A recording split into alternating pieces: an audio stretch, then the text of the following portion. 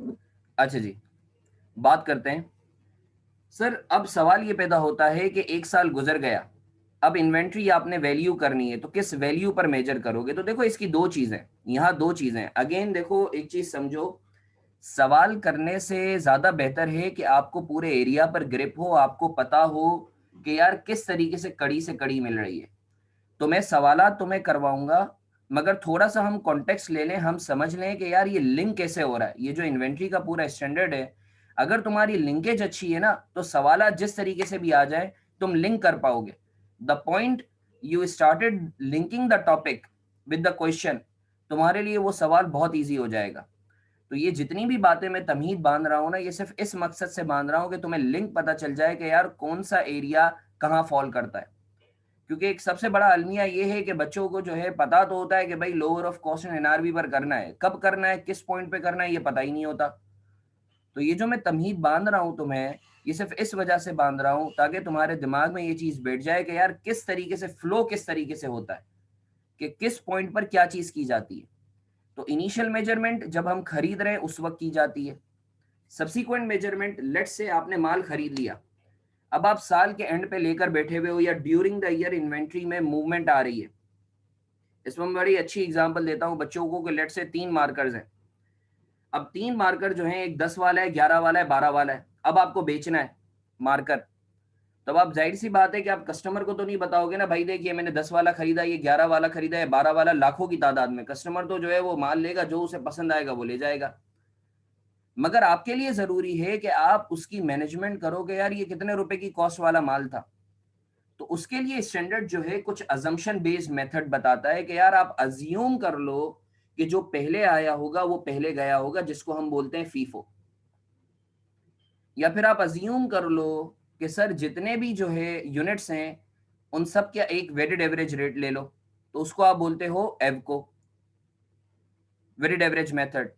तो सर ये जो inventory during the year movement आ रही है, अलग अलग रेट्स पे आ रही होगी ना, तो फिर अलग अलग रेट्स पर ही जा रही होगी इन्वेंट्री। तो उसके लिए कौन से मेथड आप अडॉप्ट करोगे कि इन्वेंट्री को आप जो है फॉर एग्जांपल कौन सी कॉस्ट पे रखोगे, या कौन सी कॉस्ट वाली इन्वेंट्री आप अपनी बुक से निकालोगे। लेट्स से मेरे पास 3 मार्कर हैं, 10 रुपए वाला, 11 रुपए वाला, 12 रुपए वाला। अब एक कस्टमर आता है, वो मुझसे माल खरीद लेता है, सेलिंग प्राइस जो है वो 20 रुपए मैंने रखी हुई है। अब मैं कौन सा वाला मार्कर दूं उसे, सही है, या मैं कौन सा अज्यूम करूं? वो तो जो उसका दिल चाहेगा वो 10 वाला भी ले सकता है, 11 वाला भी, 12 वाला भी। तो स्टैंडर्ड ने इसके ऊपर आपको कुछ कॉस्ट मेथड्स बताए हुए हैं। आप चाहो तो फीफो यूज कर लो, आप चाहो तो स्पेसिफिक आइडेंटिफिकेशन यूज कर लो, आप चाहो तो वेटेड एवरेज यूज कर लो। पेपर पर्सपेक्टिव से एक इंपॉर्टेंट चीज बता रहा हूँ, सर याद रखो, फीफो और वेटेड एवरेज, अच्छा लीफो हमारे आपको पता है ना, लीफो जो है it is no more with us. LIFO में कुछ ड्रॉबैक्स थे, कुछ जो है कौन ज्यादा थे, तो आईएफआरएस से जो है वो बेसिकली इसको रिडंडेंट कर दिया गया है। 3 मेथड्स हैं, और भी मेथड्स हैं मगर फिलहाल हम इस पर बात करेंगे। याद रखो फीफो और वेटेड एवरेज जो है वो सिर्फ लो वैल्यूड आइटम्स में यूज होता है, वो हाई वैल्यूड आइटम्स में यूज नहीं होता। ये पेपर में सवाल आ सकता है, तभी मैं इस पर एम्फेसाइज कर रहा हूँ। याद रखो फीफो और वेटेड एवरेज मेथड लो वैल्यूड आइटम्स में यूज हो सकता है, जो पेरिशेबल। अब मोटर व्हीकल्स, अब तुम गाड़ियों का कारोबार करते हो, अब तुम्हारे शोरूम में मर्सिडीज भी खड़ी हुई है, तुम्हारे शोरूम में मेहरान भी खड़ी हुई है। अब तुम फीफो और वेटेड एवरेज इस एरिया में इस्तेमाल करने नहीं बैठ जाना कि तुम बेच मेहरान रहे हो, मर्सिडीज पहले खरीदी है, तो चल मेरा भाई अजम्पशन है मर्सिडीज पहले गई होगी क्योंकि पहले आई है, सही है। या फिर वेटेड एवरेज यूज करने नहीं बैठ जाना कि तुम मर्सिडीज और मेहरान की कॉस्ट को मिला के बोलो कि हाँ यार ये मेरी वेटेड एवरेज, सही है ना। तो सर याद रखो, ये जो फीफो और वेटेड एवरेज के जो मेथड्स हैं ये सिर्फ और सिर्फ लो वैल्यूड आइटम्स में इस्तेमाल होते हैं। हाई वैल्यूड आइटम्स में तुम ये मेथड्स इस्तेमाल नहीं करोगे। हाई वैल्यूड आइटम्स में आप स्पेसिफिक आइडेंटिफिकेशन मेथड यूज करते हो, बाकायदा टैगिंग करते हो। आई होप बच्चों आप लोगों को क्लियर है ये चीज। आगे बढ़ते हैं। सर लेट से इन्वेंट्री खरीद ली, उसके बाद आपने जो है इन्वेंट्री कुछ बेची, फीफो मेथड के जरिए तुमने अज्यूम करके बेची होगी, कॉस्ट निकाली होगी, या वेटेड एवरेज के जरिए। अब आप साल के एंड पे खड़े हुए हो, लेट से इन्वेंट्री लेकर जिसकी कॉस्ट है 100 रुपया। अब साल के एंड पे खड़े हो तो सवाल ये पैदा होता है कि सर ईयर एंड पे मैं इन्वेंट्री क्या 100 रुपए पर दिखाऊं? नहीं, स्टैंडर्ड बोलता है आप इन्वेंट्री मेजर करोगे lower of cost and NRV पर। Lower of cost and NRV का मतलब ये है कि सर आप देखोगे कि अगर मैं इसको बेचने जाता तो मेरी जेब में कितना पैसा आता, और कॉस्ट तो आपके पास है, दोनों में से जो भी छोटा होगा उस पर वैल्यू कर देना। फॉर एग्जाम्पल कॉस्ट आ रही है 100 रुपया, एनआरवी जो है वो 130 रुपया आ रही है, तो सर आप किस पर वैल्यू करोगे? आप कॉस्ट पर ही वैल्यू करोगे। Sir if it's a flip side, cost है 100 रुपया, एनआरवी आ रही है 80 रुपया, आप 80 रुपए पर वैल्यू करोगे और ये 20 रुपए का एनआरवी लॉस बुक करोगे। अच्छा सर, अब इधर एक और चीज आ जाती है कि सर आप बाजुकात सिस्टम्स यूज कर रहे होते हो, परपीचुअल सिस्टम या पीरियोडिक सिस्टम, इन्वेंट्री को आप जो है डिटरमाइन करने के लिए। सर परपीचुअल सिस्टम क्या है, पीरियोडिक सिस्टम क्या है, आम फहम जबान में मैं बता देता हूँ। बाद में अगर टाइम मिला तो डिटेल में डिग आउट कर लूंगा, या अपने रिकॉर्डेड लेक्चर्स किसी बच्चे को चाहिए तो दे दूंगा, वो डिटेल में देख ले। सही है, अभी सिर्फ सरसरी तौर पे देखो यार, मैं बोलता हूँ इसके ऊपर बड़ी अच्छी एग्जांपल अगर मैं तुम्हें आम फहम जबान में दूं, पीरियोडिक और परपीचुअल पर। लेट्स से मैं बोलता हूँ मेरे पास ओपनिंग स्टॉक था 2 यूनिट, मैंने 3 यूनिट और खरीदे, मेरे कितने हो गए यूनिट्स? 5। फिर मैंने वापस परचेज की, 3 यूनिट और खरीदे, मेरे पास कितने यूनिट्स हो गए? 8। फिर मैंने सेल किए 2 यूनिट्स, मेरे पास कितने हो गए? 6। इन्वेंट्री 6 बच गई। फिर मैंने वापस परचेज किए 3 यूनिट्स, कितने हो गए? 9। सर ये जो मैं कर रहा हूं, मूवमेंट बना रहा हूं, यहां हर ट्रांजेक्शन के बाद तुम्हारे पास इन्वेंट्री का बैलेंस मौजूद है। सर ऐसा सिस्टम जिसमें हर ट्रांजेक्शन के बाद तुम्हें पता हो कि तुम्हारी इन्वेंट्री क्या है, इन्वेंट्री का बैलेंस क्या है, सर वो सिस्टम कहलाता है परपीचुअल सिस्टम। मैं भी कोई मुश्किल अल्फाज इस्तेमाल नहीं कर रहा, मैं सिर्फ आम फहम जबान में तुम्हें समझा रहा हूं। परपीचुअल system is a system in which entity is able to identify the value of stock after every transaction। अच्छा सर इसके बरक्स आंसर यही आएगा, तुम्हारा ओपनिंग है 2, क्लोजिंग है 9 यूनिट्स। इसके बरक्स अगर मैं तुम्हें बोलूं मेरा ओपनिंग है 2 यूनिट, मैंने टोटल परचेजेस की हैं 9 यूनिट, और मैंने सेल किए हैं लेट से 2 यूनिट, मेरा आंसर अभी भी 9 ही आ रहा है। सर मगर फर्क क्या है इन दोनों सिस्टम्स में? फर्क क्या है सर? इस सिनेरियो में, ये जो सिनेरियो नंबर 2 था, इसमें मैं नहीं बता सकता कि किस स्पेसिफिक ट्रांजैक्शन के बाद मेरे पास क्या इन्वेंट्री का बैलेंस था। तो सर याद रख लो, वो सिस्टम जिसमें तुम्हें नहीं पता हो कि यार हर ट्रांजैक्शन के बाद तुम्हें नहीं पता हो कि इन्वेंट्री का बैलेंस क्या है, वो सिस्टम कहलाता है पीरियोडिक सिस्टम। परपीचुअल सिस्टम में हर ट्रांजैक्शन के बाद तुम्हें पता होता है तुम्हारा बैलेंस क्या है, मगर पीरियोडिक सिस्टम में तुम्हें हर ट्रांजैक्शन के बाद नहीं पता होता, बल्कि साल के एंड पे पता चलता है तुम्हारा क्लोजिंग स्टॉक का बैलेंस क्या है। ठीक है, ये मैंने आम फहम जबान में तुम्हें बताया है, इंशाल्लाह जो है अगर टाइम मिला तो बाद में डिटेल में बात करूंगा। अच्छा सर, ये हमने सब्सिक्वेंट मेजरमेंट पे बात कर ली। सब्सिक्वेंट मेजरमेंट के 2 एरियाज थे, कॉस्ट मेथड एंड सिस्टम्स और lower of cost and NRV. अच्छा आगे बढ़ते हैं। देखो यार, तुम्हें पता है कि ये जो तुम जितनी भी अकाउंटिंग जो है ना, देखो एक चीज समझो बच्चों, कि तुम जितने भी टॉपिक्स पढ़ रहे थे ना, बैड डेट्स हो गया, डेप्रिसिएशन हो गया, इन्वेंट्री हो गया, ये these are the inputs. Input किसके लिए? ताकि आउटपुट प्रोड्यूस हो, दैट इज फाइनेंशियल स्टेटमेंट्स। अब फाइनेंशियल स्टेटमेंट जो है वो तुम यूजर्स जो है, यूजर्स के पास जाती हैं, यूजर्स आई एम श्योर तुम्हें पता होगा। अब सर ये जो फाइनेंशियल स्टेटमेंट्स के जो तुम बनाते हो, अब उसमें बहुत सारे किस्म के डिस्क्लोजर्स होते हैं, पीपी भी दिखाते हो, इन्वेंट्री भी दिखाते हो, सही है।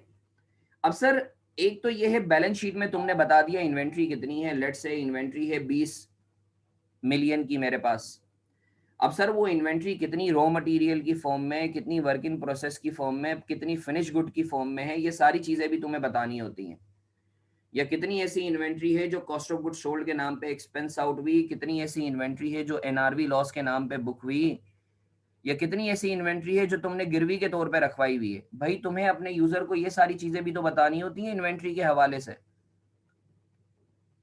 या कितनी ऐसी इन्वेंट्री है जो तुमने fair value less cost to sell पे, तो ये सारे डिस्क्लोजर्स हैं इन्वेंट्री के। तो पेपर में बाजू का डिस्क्लोजर का सवाल भी आ सकता है कि भाई इन्वेंट्री के डिस्क्लोजर्स बता दो कौन कौन से हैं। ये नीचे आई एम श्योर शायद लिखा हुआ होगा 8 किस्म के डिस्क्लोजर्स, खैर इधर नहीं है, ये मैं तुम लोगों को मेरे दूसरे हैंडआउट में वो शेयर कर दूंगा, मैं अपनी रेगुलर क्लासेस में ये मैं करवाता हूँ। तो सर किस तरीके से डिस्क्लोज करना है इन्वेंट्री को फाइनेंशियल स्टेटमेंट्स में, ये भी तुम्हारे पास एक एरिया है। इसके बाद एक टॉपिक है ब्रिजिंग का। ब्रिजिंग पर भी सवाल आ सकता है, सर ब्रिजिंग क्या है, कट ऑफ। सर बाजू का, अच्छा तुम्हें ये चीज पता है कि सर इन्वेंट्री जो तुम्हारी वैल्यू होती है वो ईयर एंड पर होती है। इन्वेंट्री जो तुम्हारी वैल्यू होती है वो ईयर एंड पर होती है, 31 दिसंबर पर या 30 जून पर या जो भी तुम्हारा ईयर एंड है या रिपोर्टिंग डेट है। तो sir there is a possibility बाजू का, अच्छा एक और चीज इधर मैं तुम लोगों को एक इंपॉर्टेंट चीज बताता हूं, बल्कि उससे पहले मैं तुम लोगों को है ना ब्रिजिंग के लिए एक फाइल में ओपन कर लेता हूं ताकि तुम्हें पता चल जाए।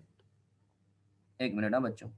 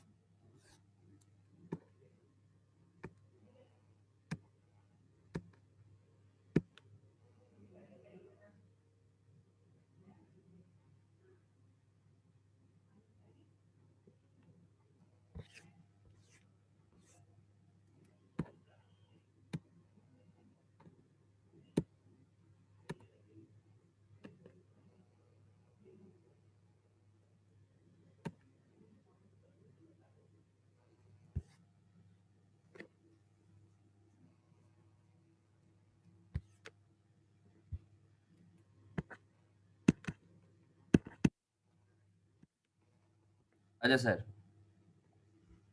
ये सिर्फ तुम्हें आइडिया देने के लिए ये मैंने केस जो है वो खोला है ब्रिजिंग का, कि तुम्हें पता चल जाए कि जो है ब्रिजिंग होती क्या है या कट ऑफ क्या है। आई एम श्योर तुम्हें पता होगा। सर देखो यार, याद रखो, तुम्हारे पास जब तुम अकाउंटिंग करते हो ना तो 3 किस्म के स्टॉक्स तुम्हारे पास आ सकते हैं।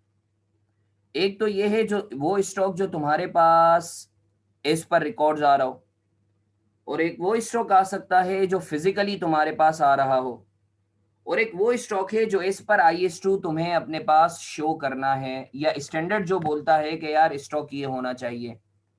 मैं फिर से रिपीट कर देता हूं सर, आपके पास याद रखो 3 किस्म के स्टॉक्स आ रहे होते हैं, as per records, physical stock, और एज पर IS2।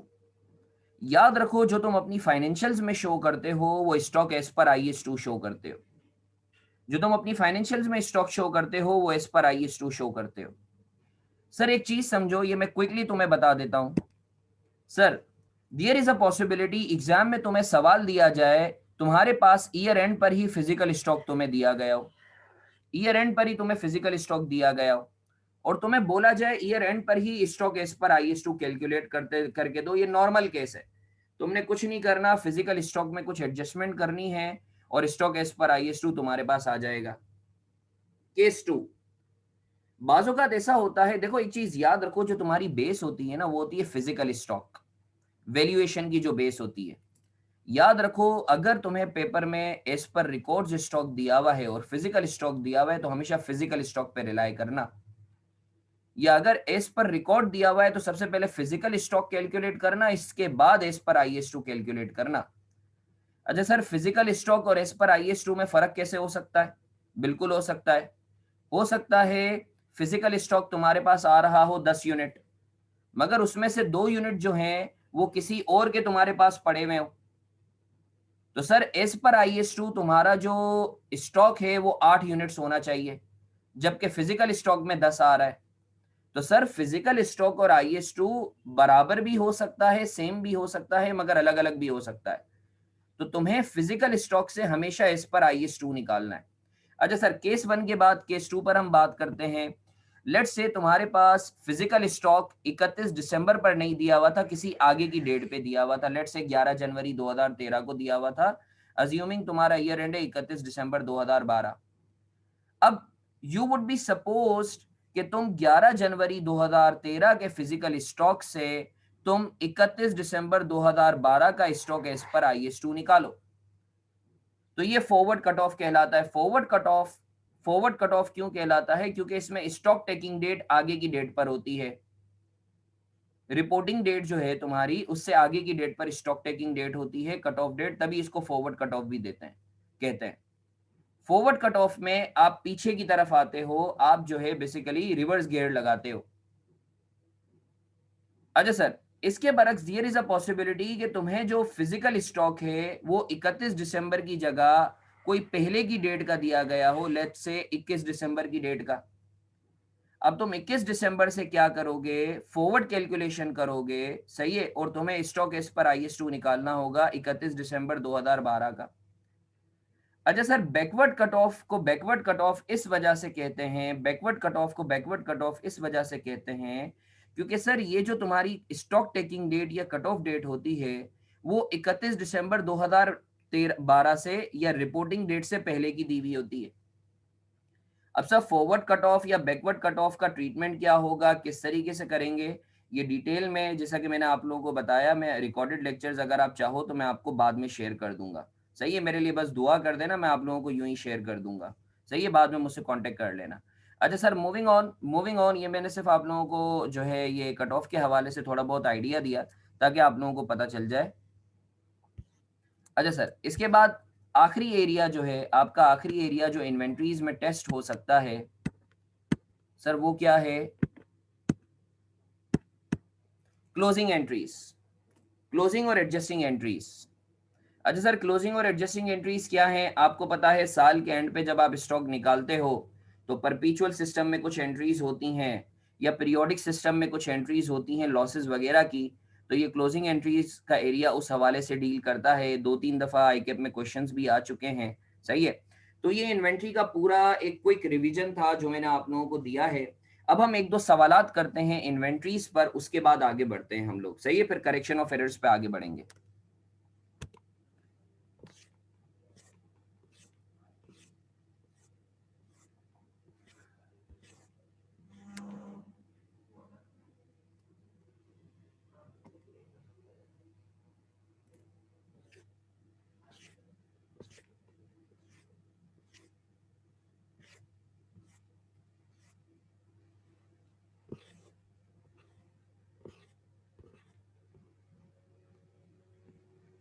अच्छा सर, ये एक क्वेश्चन है, सुपीरियर इंटरप्राइजेस।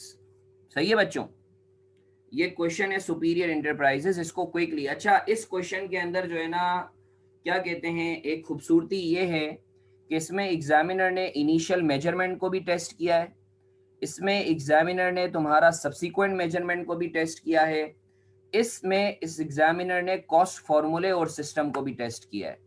ठीक है, तो ये एक्चुअली वो एरिया है जिसके अंदर एक साथ 3 सब एरियाज टेस्ट हो रहे हैं, बल्कि डिस्क्लोजर्स भी पूछे हैं।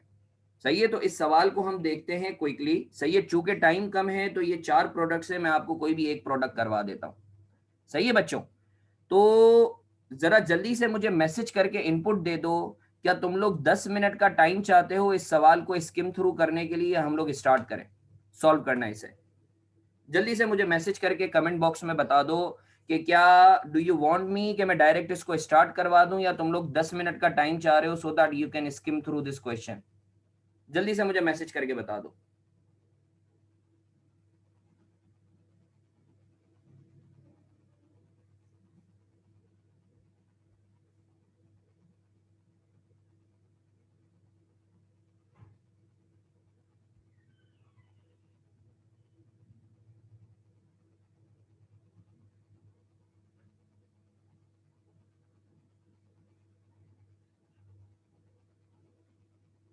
चलो, सही है, सही है, सही है, अच्छी बात है। बस मैं आप लोगों का जो है मैं रिक्वेस्ट करूंगा कि अपने भले के लिए तुम भी टाइम इन्वेस्ट कर रहे हो, मैं भी टाइम इन्वेस्ट कर रहा हूँ, तो इधर मुतवज्जे रहो। अल्लाह की दात से उम्मीद है इंशाल्लाह तुम लोगों को जो है फायदा होगा।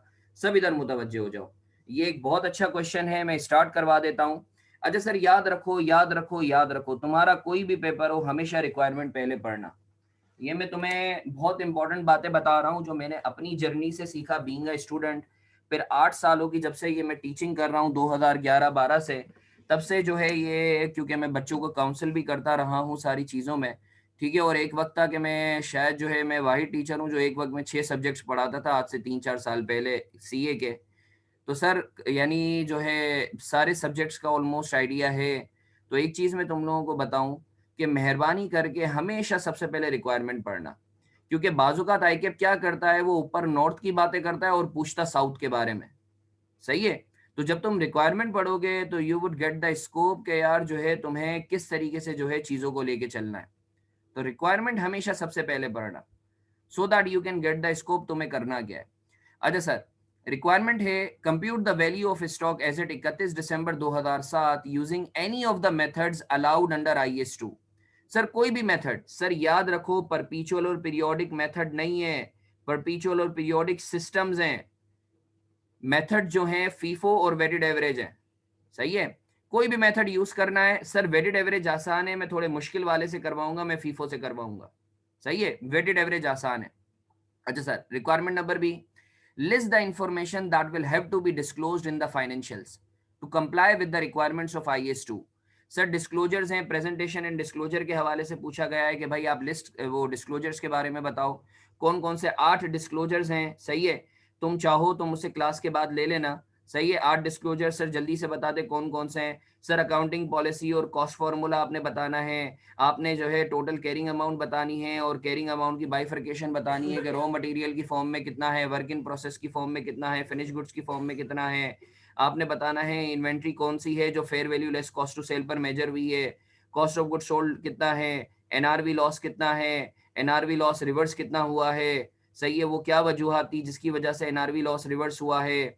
सर कितनी ऐसी इन्वेंट्री थी जो गिरवी के तौर पे रखवाई हुई है। ये 8 किस्म के डिस्क्लोजर्स हैं, 8 डिस्क्लोजर्स हैं, सही है। इसके ऊपर जो है क्या कहते हैं एक क्वेश्चन भी है, मुझसे आप लोग बाद में ले सकते हो। आगे बढ़ते हैं हम लोग, सही है।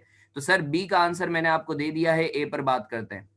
Sir let me read this question for all of you people. Superior Enterprises is engaged in the business of supplying 4 different products to 4 different industries.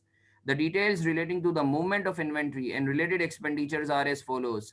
Sir ये डिटेल्स हैं, सारी मूवमेंट है। प्रोडक्ट ए, सर ए की आपके पास क्वांटिटी थी 30,000, 30 units, value थी 60,000। आपने purchase किए हैं, अच्छा वैल्यू थी 60,000, सही है, ठीक है। अच्छा सर, आपने ए के यूनिट्स परचेज किए हैं 360, 360 यूनिट्स परचेज किए हैं आपने, ओके। सर इनवॉइस वैल्यू थी 8,10,000, इनवॉइस वैल्यू थी 8,10,000। इंपोर्ट ड्यूटीज रिफंडेबल थी 1,20,000, इंपोर्ट ड्यूटीज रिफंडेबल थी। ए अभी मैं पढ़ रहा हूँ, बी नहीं पढ़ रहा, ए पढ़ रहा हूँ। रिफंडेबल ड्यूटीज थी 1,20,000 और नॉन रिफंडेबल थी 90,000। सर जल्दी से बताओ, जब तुम ए की कॉस्ट निकाल रहे होगे तो रिफंडेबल को लोगे या नॉन रिफंडेबल को लोगे, जल्दी से बताओ, मैसेज करके बताओ मुझे। आप सबने मेरे साथ रहना है, मैसेज करके बताओ, रिफंडेबल को लोगे नॉन रिफंडेबल को लोगे।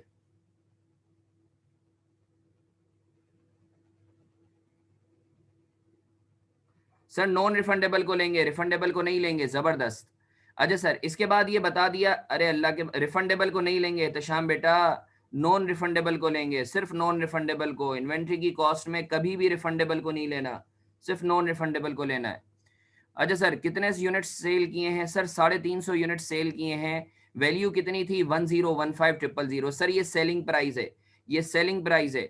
याद रखो, स्टॉक का सवाल करते हुए, क्लोजिंग स्टॉक निकालते हुए सेलिंग प्राइस को हमेशा इग्नोर करना। मैं बच्चों को देसी जबान में बताता हूं कि क्लोजिंग स्टॉक की कॉस्ट निकालते हुए सेलिंग प्राइस गई तेल लेने, सेलिंग प्राइस को हमेशा इग्नोर करना है। ये सेलिंग प्राइस दी हुई है 10,15,000। सिमिलरली बी के हवाले से जो है, वालेकुम अस्सलाम Ahmad, Wasim Ahmad. Sir B, product B, opening balance है 60 यूनिट्स, अमाउंट जो दी हुई है वो 90,000 दी हुई है, सही है। अच्छा सर क्वांटिटी परचेज 780। अच्छा सर इनवॉइस वैल्यू है 1560,000। इंपोर्ट ड्यूटीज दी हुई है, रिफंडेबल, नॉन रिफंडेबल, हम सिर्फ नॉन रिफंडेबल को लेंगे, फिर इसी तरीके से यूनिट सोल्ड की इंफॉर्मेशन दी हुई है। Same goes for product C, same goes for product D. अच्छा सर, ये पूरी ए बी सी डी के हवाले से कुछ इंफॉर्मेशन दी हुई है, आगे बढ़ते हैं। अच्छा सर एक बात बताओ, ये सवाल जो है परपीचुअल सिस्टम से होगा या पीरियोडिक से होगा? सर ये सवाल परपीचुअल सिस्टम से होगा या पीरियोडिक सिस्टम से होगा? सर ये सवाल परपीचुअल सिस्टम से हो ही नहीं सकता, ये सिर्फ और सिर्फ पीरियोडिक जो है, मैं अपना नंबर दे देता हूं, मैं अपना नंबर दे दूंगा मुन्ना। सर ये सवाल पीरियोडिक सिस्टम से हो सकता है। मैंने बाकायदा आप लोगों को, अगर आपके टीचर ने, रिस्पेक्टिव टीचर्स ने आप लोगों को बाकायदा बताया होगा कि परपीचुअल सिस्टम से सिर्फ और सिर्फ वो सवाल हो सकता है, वालेकुम अस्सलाम समी, परपीचुअल सिस्टम से सिर्फ वो सवाल हो सकता है जिसमें डेट वाइज ट्रांजेक्शन्स दी हुई हो। सर वो सवाल जिसमें डेट वाइज ट्रांजेक्शन्स ना दी हुई हो, वो परपीचुअल सिस्टम से नहीं हो सकता। यहाँ तुम्हारे पास डेट वाइज ट्रांजेक्शन्स नहीं है, ये सवाल सिर्फ पीरियोडिक से हो सकता है। अच्छा sir, the following information is available, the transportation charges up to the companies godown are 100 per unit. Sir transportation charges जो है कंपनी के गोडाउन तक 100 रुपया पर यूनिट है। सर ये ट्रांसपोर्टेशन इनवर्ड है। सर ये क्या इन्वेंट्री की कॉस्ट का हिस्सा बनाऊंगा? जी सर, ये इन्वेंट्री की कॉस्ट का हिस्सा बनेगा। जितने भी यूनिट्स आप खरीदोगे उसको मल्टीप्लाई बाई 100 कर देना और उसको परचेजेस की कॉस्ट का हिस्सा बना देना। अच्छा sir, information number 2, the transportation charges from companies godown to the customers premises are approximately 150 per unit. Sir company के गोडाउन से कस्टमर के प्रीमिसेस पर जाने के लिए, सर ये ट्रांसपोर्टेशन आउटवर्ड है, ये ट्रांसपोर्टेशन आउटवर्ड है। सर ये इन्वेंट्री की कॉस्ट का हिस्सा नहीं बनेगा। याद रखो, ट्रांसपोर्टेशन इनवर्ड इन्वेंट्री की कॉस्ट का हिस्सा बनता है, ट्रांसपोर्टेशन आउटवर्ड इन्वेंट्री की कॉस्ट का हिस्सा नहीं बनता। सर ये इंफॉर्मेशन नंबर 2 तुम्हें कॉस्ट के लिए इग्नोर करनी थी। सर ये दी क्यों है? ये एनआरवी के लिए दी हुई है। पॉइंट नंबर 3 बोलता है 25% of the stock of A has been damaged due to mishandling and can only be sold at 60%। Sir 25% of the stock of A has been damaged due to mishandling and can only be sold at 60% of its selling price। Sir 25% जो stock था ना ए का, वो damage हो चुका है और वो सेलिंग प्राइस के सिर्फ 60% पे बिक सकता है। ओके सर, याद रखो, याद रखो, कुछ ना लिखा हुआ हो ना किसी प्रोडक्ट के हवाले से, अगर एक प्रोडक्ट अच्छा है तो याद रखो एनआरवी उसकी हमेशा कॉस्ट से ज्यादा होगी। याद रखना, याद रखो, नॉर्मल सिनेरियो में पेपर में सवाल आ सकता है कि किसी भी प्रोडक्ट की कॉस्ट ज्यादा होगी या एनआरवी ज्यादा होगी। याद रखना, नॉर्मल सिनेरियो में हमेशा एनआरवी ज्यादा होगी किसी भी प्रोडक्ट की। मैं फिर से रिपीट कर रहा हूं, मैं फिर से रिपीट कर रहा हूं, ये मेरा 8 साल का एक्सपीरियंस है। बच्चे जो है, हमेशा जिससे सवाल करता हूं, जिस बच्चे से भी, वो कभी मुझे मायूस नहीं करता है, बोलता है सर एनआरवी हमेशा कम होती है। फिर मैं उनको करेक्ट करता हूं, नहीं भाई नहीं, नॉर्मल सिनेरियो में एनआरवी हमेशा ज्यादा होगी, वरना तो मैं उस चीज का बिजनेस ही नहीं करूंगा अगर एनआरवी उस चीज की कम होगी तो सर याद रखो, नॉर्मल सिनेरियो में एक अच्छा प्रोडक्ट, उसकी एनआरवी हमेशा ज्यादा होगी कॉस्ट से, वरना तुम इसका बिजनेस ही नहीं करोगे उस चीज का। अच्छा सर आगे बढ़ते हैं। तो सर 25% ए जो है स्टॉक जो है वो खराब है, उसका हम देख लेते हैं। बाकी जो 75% है वो अच्छा माल है, देख लेते हैं क्या करना है, आगे बढ़ते हैं। Point 4, a new product has been introduced by a competitor, it is similar to product C and is being marketed at 3200 पर यूनिट। सर एक प्रोडक्ट थी जो कॉम्पिटिटर ने प्रोडक्ट लॉन्च की है जो सी से सिमिलर है। The management of superior enterprises is of the opinion that in future it will also have to reduce the price of C to rupees 3500 per unit. बच्चों एक मिनट रुको।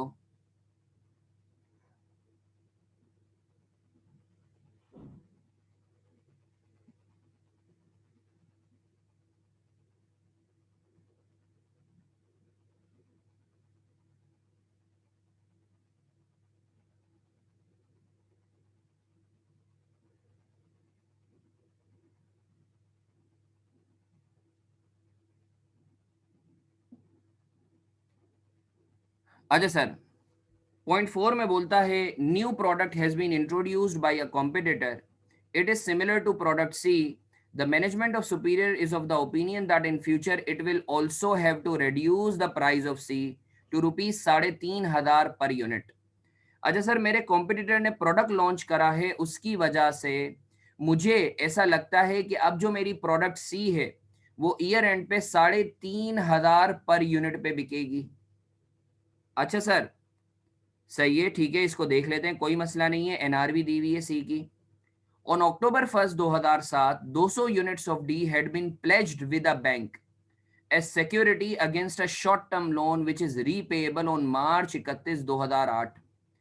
Sir एक चीज बताओ, अगर मैं गिरवी के तौर पे किसी के पास माल रखवाता हूं, अगर मैं गिरवी के तौर पे किसी के पास माल रखवाता हूं, तो क्या ये इन्वेंट्री मेरे पास से चली गई? क्या ये इन्वेंट्री मेरी नहीं रहेगी? नहीं सर, नहीं नहीं नहीं नहीं, अगर आपने गिरवी के तौर पे किसी के पास माल रखवाया है तो इन्वेंट्री आपकी ही रहेगी, इन्वेंट्री आपकी बुक्स में ही आएगी। सही है। तो सर ये जो पॉइंट नंबर 5 था ये डिस्ट्रैक्टर था, we just needed to ignore this information. अरे भाई, मैंने अगर गिरवी के तौर पे किसी के पास रखवाया है माल, तो इसका ये मतलब थोड़ी है कि ये माल मेरा नहीं रहा, माल तो मेरा ही रहेगा। अच्छा सर, इस सवाल का हेलीकॉप्टर व्यू हमने ले लिया है। सर इस सवाल को जल्दी से हम लोग थोड़ा सा सॉल्व कर लेते हैं। मैं एक प्रोडक्ट करवा लेता हूँ, बाकी बी सी डी आप लोग खुद से ट्राई कर लेना। इसका सॉल्यूशन में बाद में अभी व्हाट्सएप ग्रुप बना लेते हैं, तो हम लोग शेयर जो है वो कर लेते हैं। सही है बच्चों?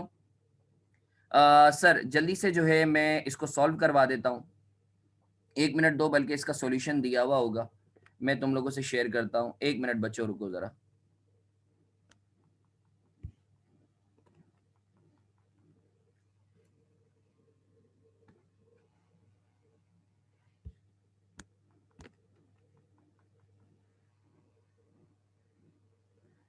बच्चों 1 मिनट, मैंने स्क्रीन शेयरिंग पॉज की हुई है, मैं इसका सॉल्यूशन तुम लोगों के लिए निकाल लूँ, फिर बात करते हैं।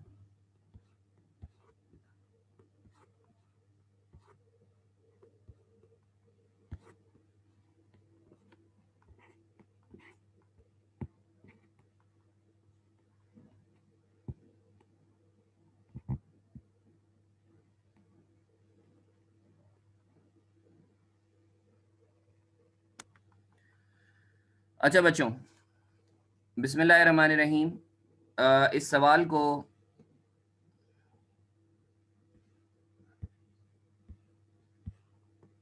आप लोग देख लें।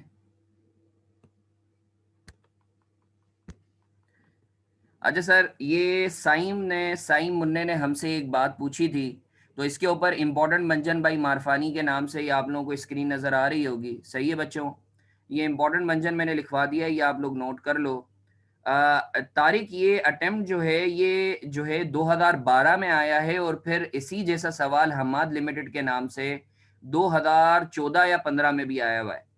ये क्वेश्चन मैं इस वजह से करवा रहा हूँ क्योंकि ये एग्जामिनर का फेवरेट क्वेश्चन है, वन वे और अदर वे एग्जामिनर इसको पूछ रहा होता है। सही है। और ये सवाल अच्छा भी इस वजह से क्योंकि इसके अंदर 2-3 कॉन्सेप्ट एक साथ मिला के पूछे मैं। अच्छा सर, ये जो साइन का सवाल था कि सर ये परपीचुअल और पीरियोडिक, सर इसके ऊपर मैंने इंपॉर्टेंट मेंशन लिखवा दिया है कि only those questions can be solve through perpetual system where data wise purchases and sales are given.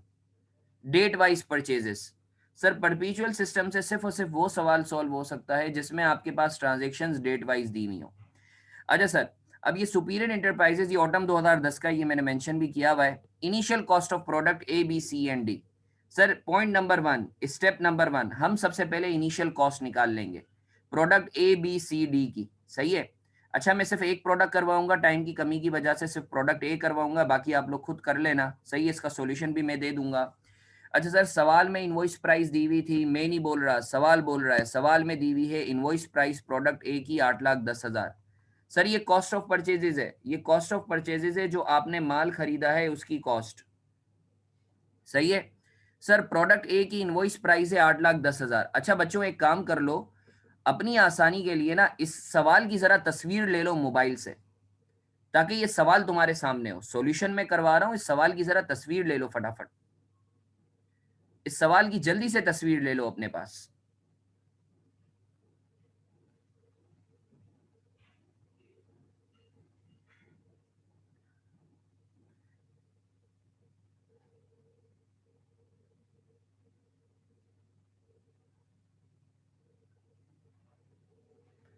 इस सवाल की तस्वीर ले ली है ताकि जब मैं क्वेश्चन करवा रहा हूं तो इधर उधर तुम लोग बेचारे जो है वो परेशान ना हो। ठीक है, आगे बढ़े। इस सवाल की तस्वीर ले लिए तो आगे बढ़े। ऑटम 2010 का सवाल है ये।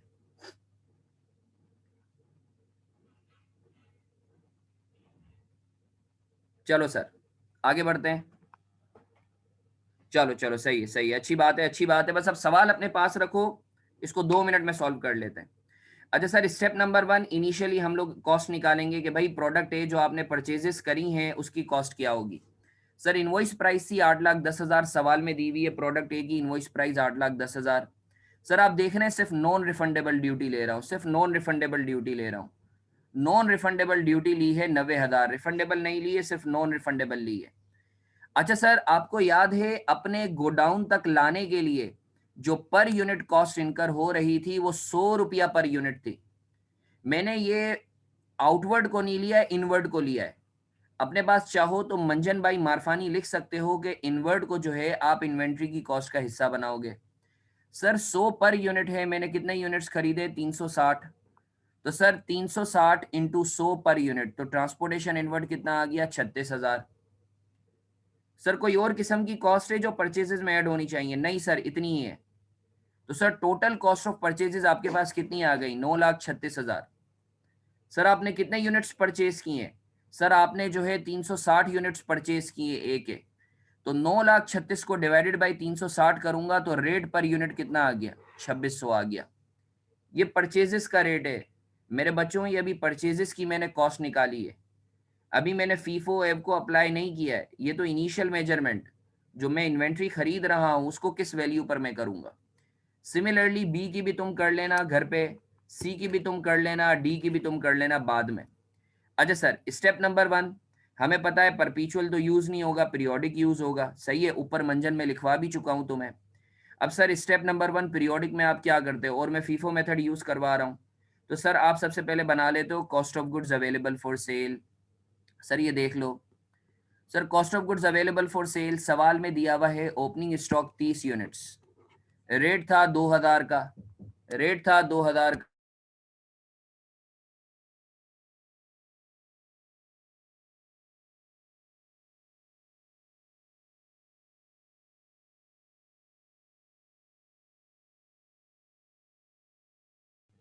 अच्छा सर, ओपनिंग स्टॉक,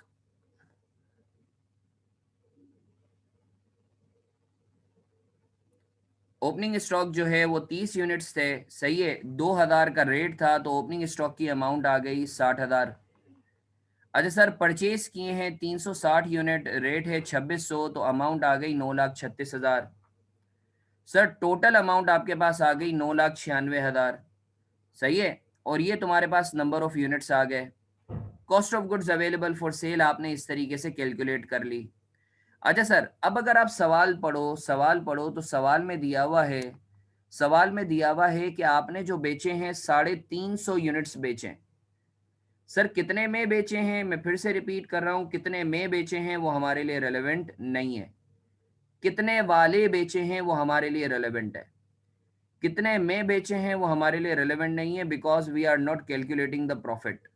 कितने वाले बेचे हैं वो हमारे लिए रेलेवेंट है क्योंकि हमें कॉस्ट निकालनी है। सर 350 यूनिट्स बेचे हैं, कितने वाले? सर चूंकि फीफो है तो 350 हैं तो सबसे पहले 30 यूनिट गए होंगे 2,000 वाले, फिर 320 यूनिट गए होंगे 2600 वाले। तो इस तरीके से तुम्हारे पास से 350 यूनिट गए तो पीछे कितने बच गए, 390 में से 350 चले गए तो 40 यूनिट बच गए, कितने वाले, 2600 वाले, जिसकी कॉस्ट थी 1,04,000। तो ये आपके पास आ गई कॉस्ट ऑफ क्लोजिंग स्टॉक।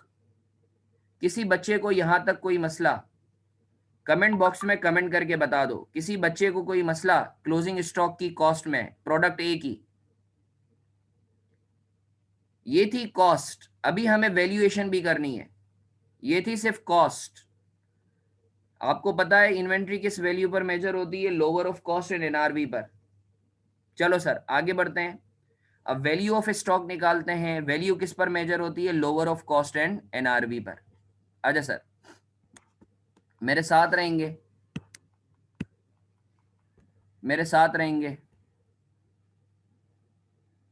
अच्छा सर, सवाल ये पैदा होता है सर, एनआरवी जो है, एनआरवी के हवाले से एक इम्पॉर्टेंट मंजन बता रहा हूँ सर। एनआरवी होती क्या है, माशाल्लाह तुम सबको पता होगा सर। कुछ बच्चों ने फार्मूले रट्टे लगाए होंगे, estimated selling price minus estimated selling cost minus cost to complete cell.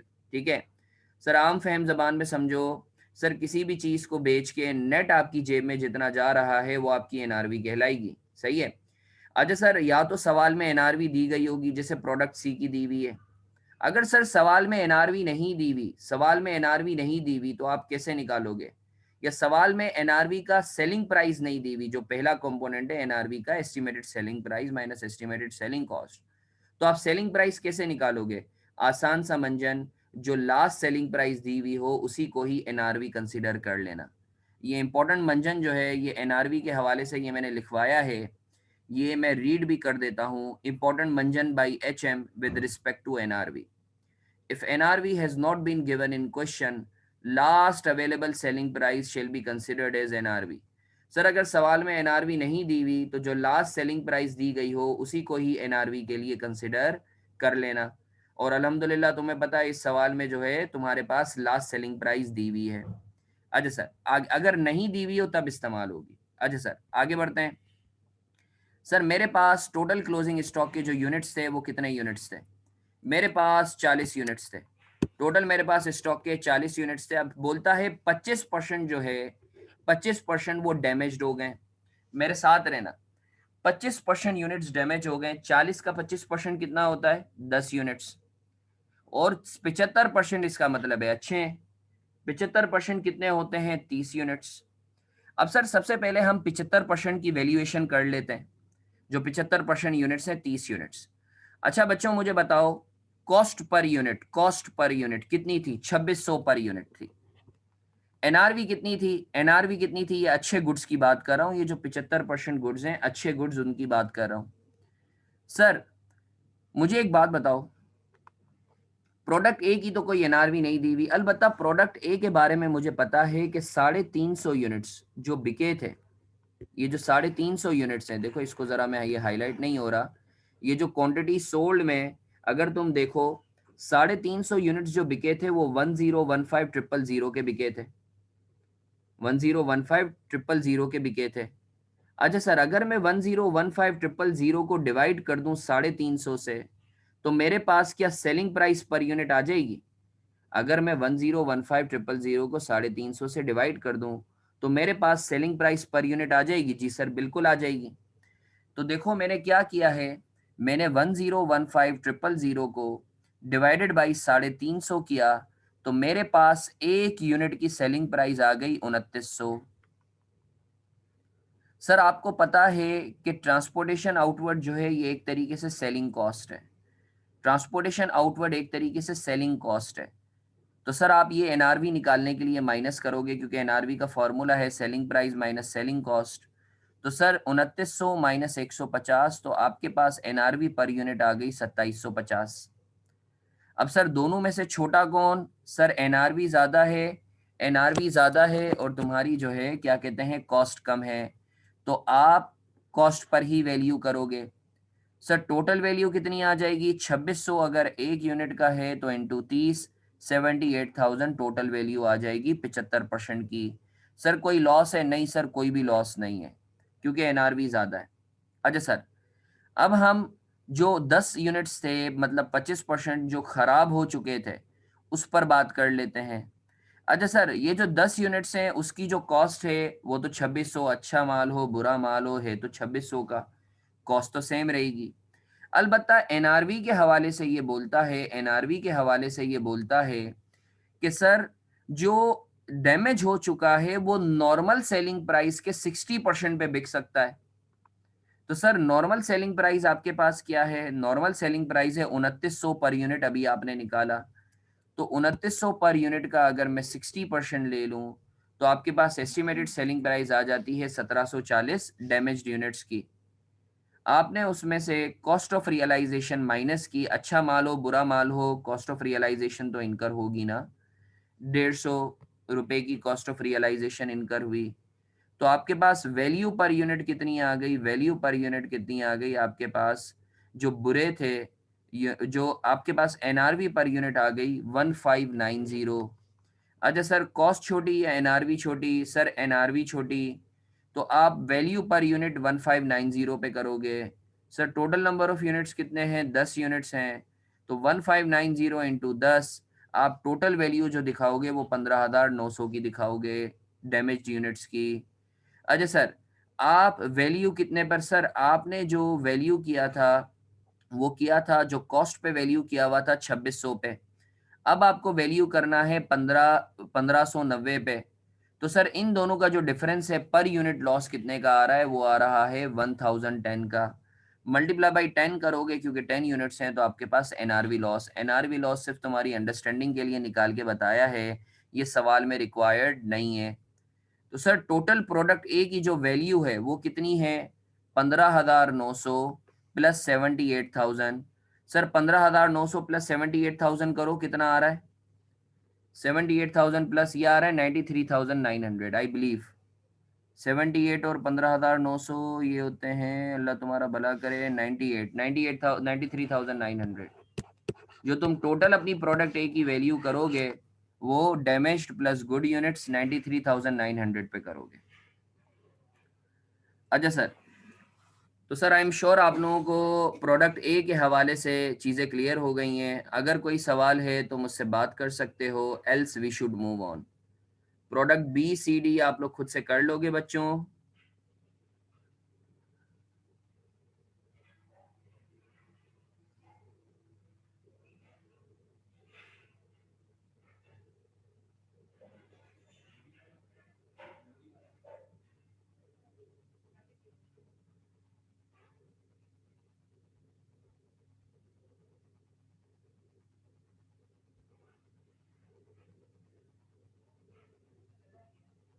Damage goods दोबारा बता दें। देखो बच्चा, सवाल में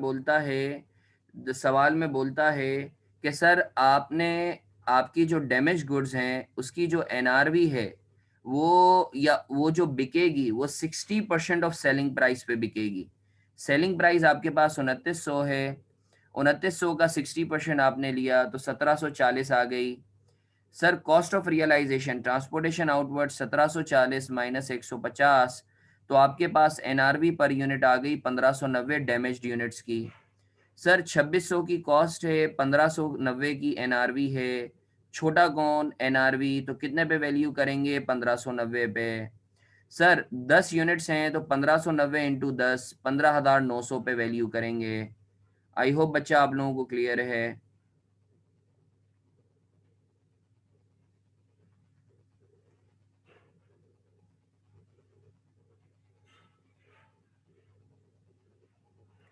अच्छा सर, चलो एक और सवाल मैं दे रहा हूँ, एक और सवाल मैं दे रहा हूँ। I want all of you to attempt this question, ठीक है?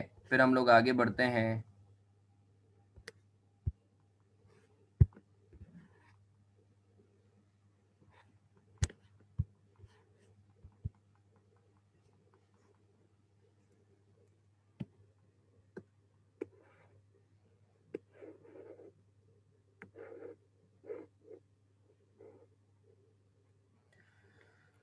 तुफेल ब्रदर्स, ये भी एक बड़ा अच्छा सवाल है, इसमें तुम्हें बनाना है ट्रेडिंग अकाउंट।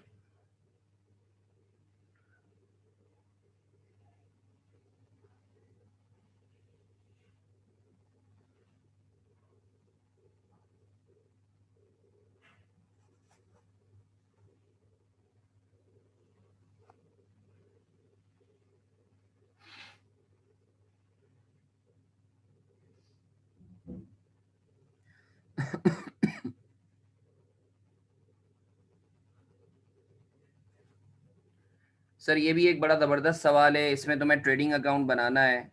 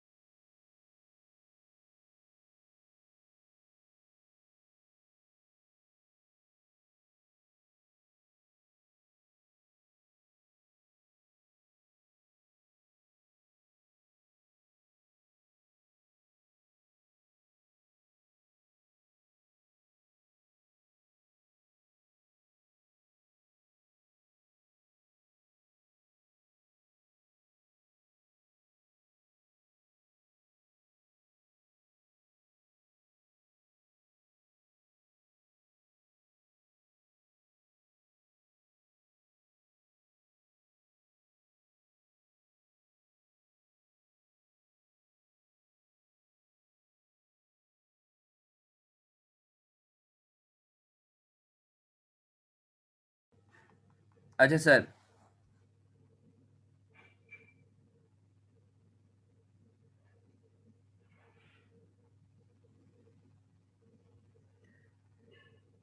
आई होप ये सवाल आप लोगों ने रीड कर लिया है। इस सवाल को मैं भी ज़रा रीड कर देता हूँ। Tufel brothers had imported chemicals worth rupees 450 million from Singapore at a landed cost of rupees 1000 per kg on जनवरी 2002। सही है, ठीक है सर। 450 मिलियन का हमने माल खरीदा है, जो है 1000 पर केजी पे। In the first half of financial year selling price remained fixed at 2000 at 2000 per KG. सही है, फर्स्ट हाफ में 2000 पर केजी पर ही बिका है। सही है। And the sales staff were able to sell 200,000 kg. सही है सर, 2 लाख केजी जो है वो सेल्स स्टाफ जो है वो बेचने के काबिल था। With effect from July 7 2002, sudden drop of price in international market and reduction in duty tariff by government force to Fell Brothers to reduce the selling price 1600 per KG. सही है sir, second half में जो है 1600 per kg पे जो है ये बिका है। On December 31st 2002, stock worth rupees 100 million valued at landed cost was unsold। Sir 100 million का माल जो है वो बिका नहीं था, वो आपके पास पड़ा हुआ था। Management of Tufel Brothers Limited decided to further drop selling price of chemicals at 800 per kg in order to sustain the existing market share। सही है, साल के एंड तक जो प्राइस हो गई थी वो 800 पर केजी हो गई थी। सही है बच्चों। Accountant had estimated that overhead charges for selling the chemicals were 50 per kg। सही है, ओवरहेड चार्जेस जो आपको बेचने के लिए, केमिकल बेचने के लिए जो आपको इनकर होते हैं वो 50 पर केजी होते हैं। सैलरीज एंड कमीशन पे।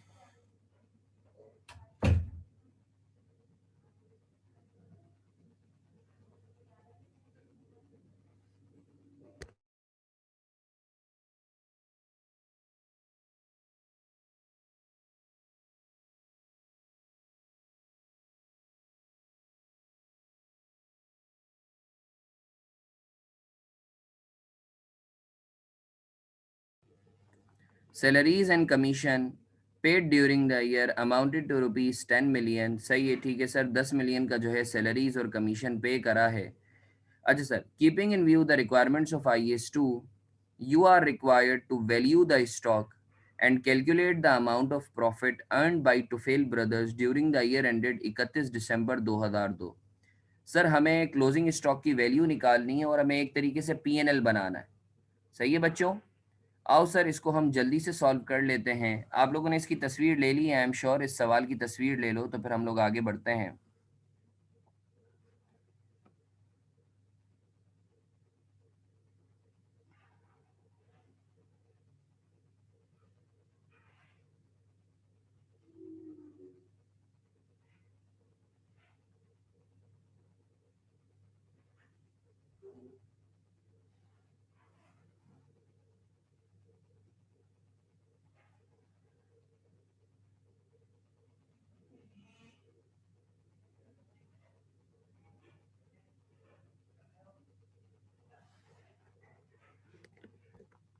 अच्छा सर, अब ये परचेजेस हैं। सर ये तुम्हारे पास केजीज आ जाएंगे। सही, एक वर्किंग बना लेते हैं।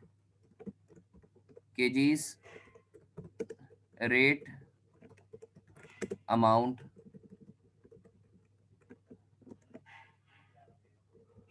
सर मैंने 450 मिलियन की जो है वो परचेज किए हैं। सर रेट क्या है, 1000 पर केजी। सर अगर 450 मिलियन को मैं डिवाइडेड बाई 1000 करूँगा तो मेरे पास जो है नंबर ऑफ केजीज आ जाएंगे, आई एम श्योर, जो कि आते हैं 4.5 लाख। ये मैंने परचेज किए। ठीक है बच्चों।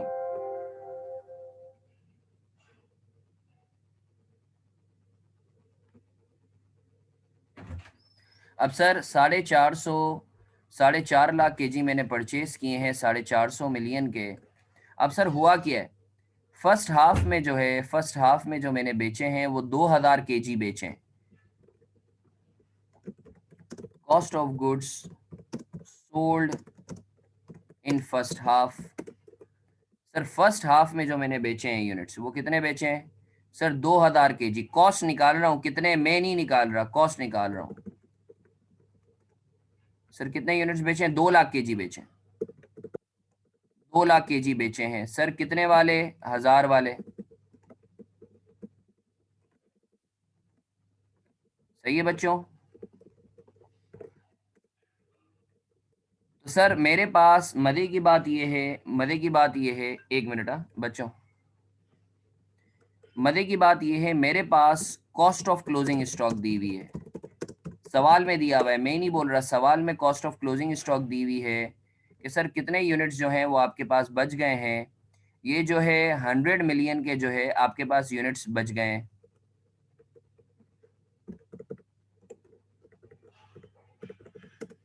सही है सर। कितने वाले? ओ, 1000 वाले ही हैं। सही है सर। अगर मेरे पास 4.5 लाख यूनिट्स थे, उसमें से 2 लाख फर्स्ट हाफ में बिक गए, और जो है 1 लाख साल के एंड पे बचे। तो जल्दी से बच्चों मुझे बताओ कि सेकंड हाफ में कितने बिके होंगे?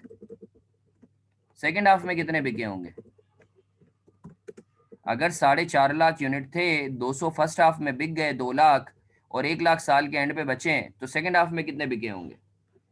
1.5 लाख। लॉजिकल सी बात है ना? कितने वाले? 1000 वाले। ये बैलेंसिंग फिगर है, ये सवाल में नहीं दी हुई थी।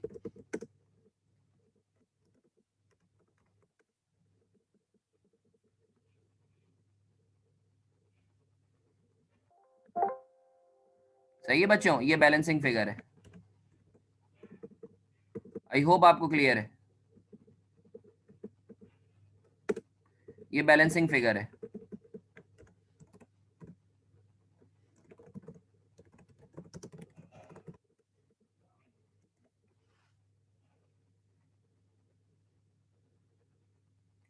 किसी बच्चे को आई होप इधर तक कोई मसला, कोई इशू? अच्छा सर, अब ये बोलता है cost of closing stock step number 2 हमें क्या कैलकुलेट करना है? Valuation of closing stock. ये तो थी, आपने कॉस्ट निकाल ली। सही है, ये कॉस्ट निकाली है आपने।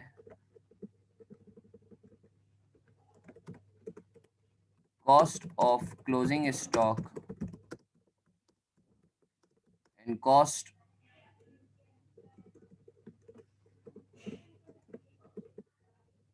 Of closing stock.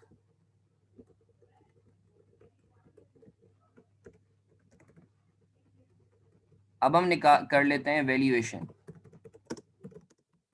Valuation of stock. सही है। वैल्यूएशन ऑफ स्टॉक का मतलब है lower of cost and NRV.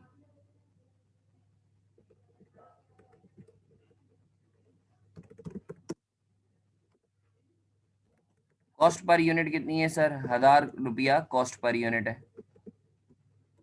NRV per unit निकाल लेते हैं सर, सवाल में दी हुई है, सवाल में दी हुई है एनआरवी पर यूनिट।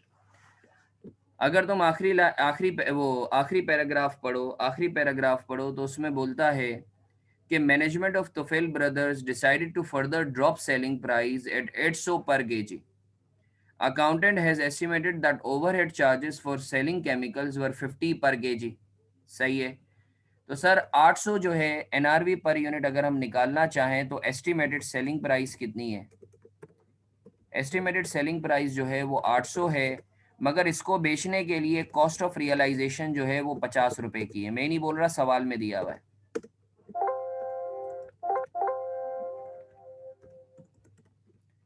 सर मुझे बताओ, कॉस्ट पर यूनिट है 1000, जबकि एनआरवी पर यूनिट है 750, तो आप कितने पर वैल्यू करोगे सर? आप कितने पर वैल्यू करोगे सर? सर आप 750 पे वैल्यू करोगे।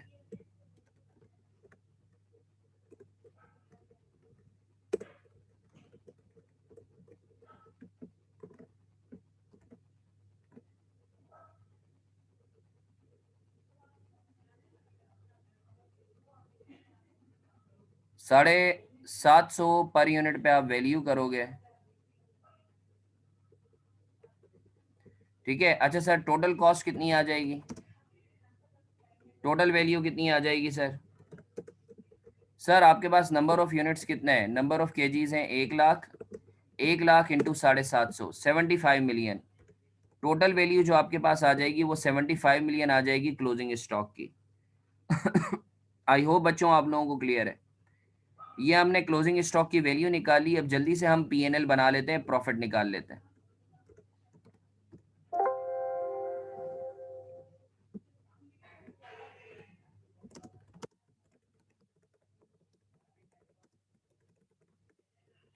स्टेटमेंट ऑफ कॉम्प्रिहेंसिव इनकम बना लेते हैं सर। इसमें कॉम्प्रिहेंसिव इनकम बना लेते हैं सर। सर सबसे पहले हम सेलिंग प्राइस निकाल लेते हैं। सर अगर तुम देखो तो बोलता है पहले हाफ में जो बेचा है वो हमने 2000 पर केजी पे बेचा है, और जो दूसरे हाफ में बेचा बेचा है वो 1600 पर केजी पे बेचा है। सर 2000 कितने यूनिट्स बेचे हैं सर? सर 2 लाख केजी बेचे, 200 के केजी बेचे हैं, प्लस सेकेंड हाफ में 1600 रुपए में बेचे हैं। कितने बेचे हैं सर? सर 150 केजी बेचे हैं। सही है बच्चों? जरा सेलिंग प्राइस निकाल के बताओ, सेलिंग प्राइस निकाल के बताओ कितनी आ रही है।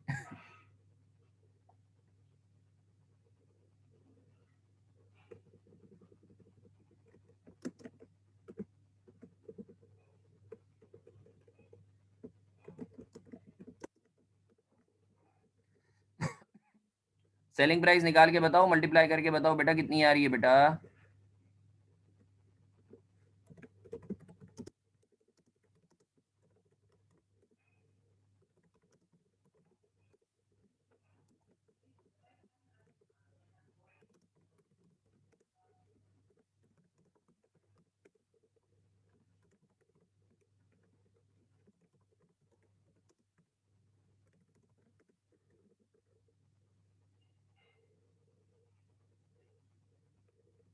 640 मिलियन। ठीक है, थैंक यू इनाम, थैंक यू मुन्ने। 640 मिलियन।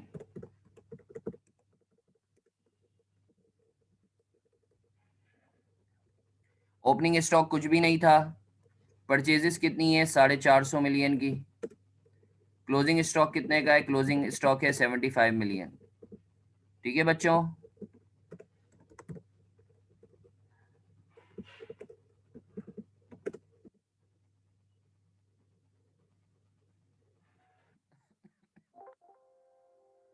Thank you. अच्छा सर, ग्रॉस प्रॉफिट कितना आ रहा है?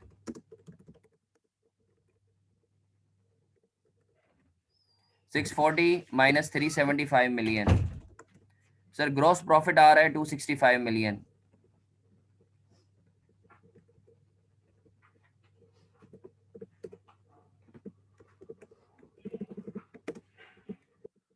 अच्छा सर, ऑपरेटिंग एक्सपेंसेस माइनस करेंगे,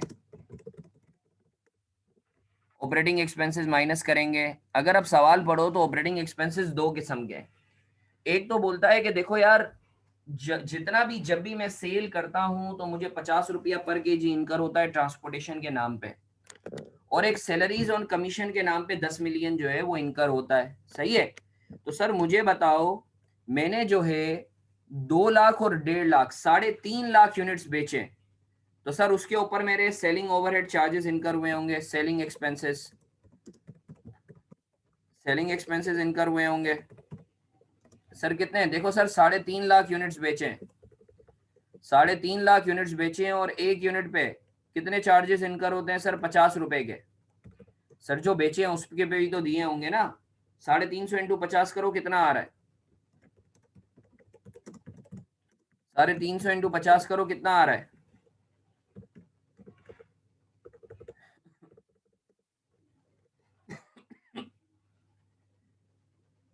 350 इंटू 50 करो बेटा, कितना आ रहा है बेटा?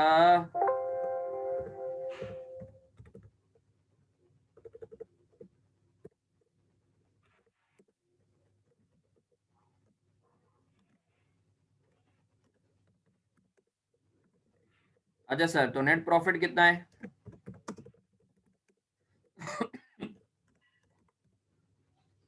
नेट प्रॉफिट कितना आ रहा है सर? 265 माइनस ये दो, 237,500,000। आई होप बच्चों आप लोगों को क्लियर है। ये एक बहुत जबरदस्त सवाल है। सही है? आई होप आप लोगों को सर ये चीज क्लियर है। आई होप बच्चों आप लोगों को ये सवाल क्लियर है। किसी को कोई सवाल, इसमें कोई मसला, कोई परेशानी, मुझसे बात कर सकते हो। इस सवाल में किसी को कोई मसला, मुझसे बात कर सकते हो। A humble request to all of you.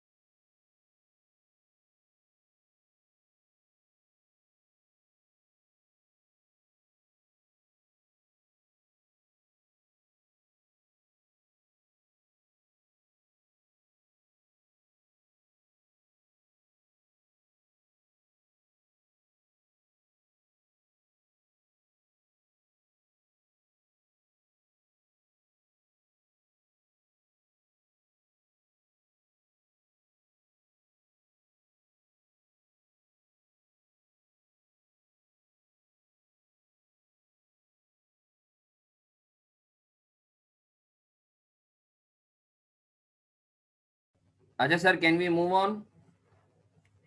अच्छा बच्चों, मैं जो है क्या कहते हैं कि आप लोग जो है मुझसे बाद में भी कांटेक्ट कर सकते हो। मैं अपना कांटेक्ट नंबर दे रहा हूँ, बल्कि आज का जो सेशन है उसका हम लोग एक जो है वो ग्रुप बना लेते हैं व्हाट्सएप का।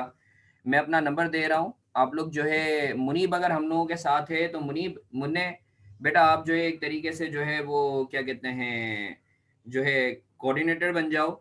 मैं अपना नंबर भी जो है वो लिख देता हूँ। मुनीब, तुम्हें मैं एडमिन बना देता हूँ। मुन्ना, थोड़ा सा हेल्प आउट कर देना। तो सर जो है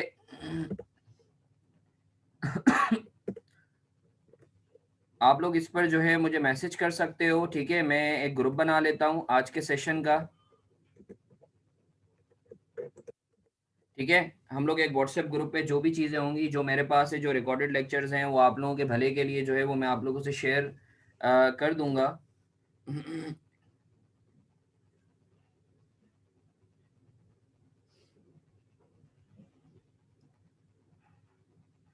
मुनीब, बच्चे जब मुझे मैसेज कर देंगे ना, तो मैं इस ग्रुप का जो है तुम्हें एडमिन बना दूंगा, तो तुम फिर जो है मैनेज करते रहना मुन्ना। तो जो है ठीक है बच्चों, आई होप आप लोगों को जो है ये क्या कहते हैं कांटेक्ट नंबर मिल गया है। आप लोग ये नोट कर लो, मुझे पर्सनली मैसेज कर दो व्हाट्सएप ग्रुप पे, फिर मैं चीज़ें आप लोगों से शेयर करता रहूंगा। सही है। आगे बढ़े सर।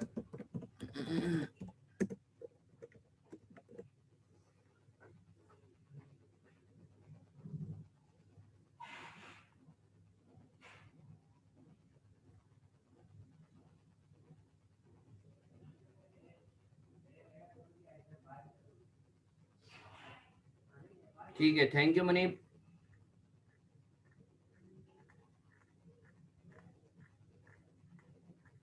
सर आगे बढ़े।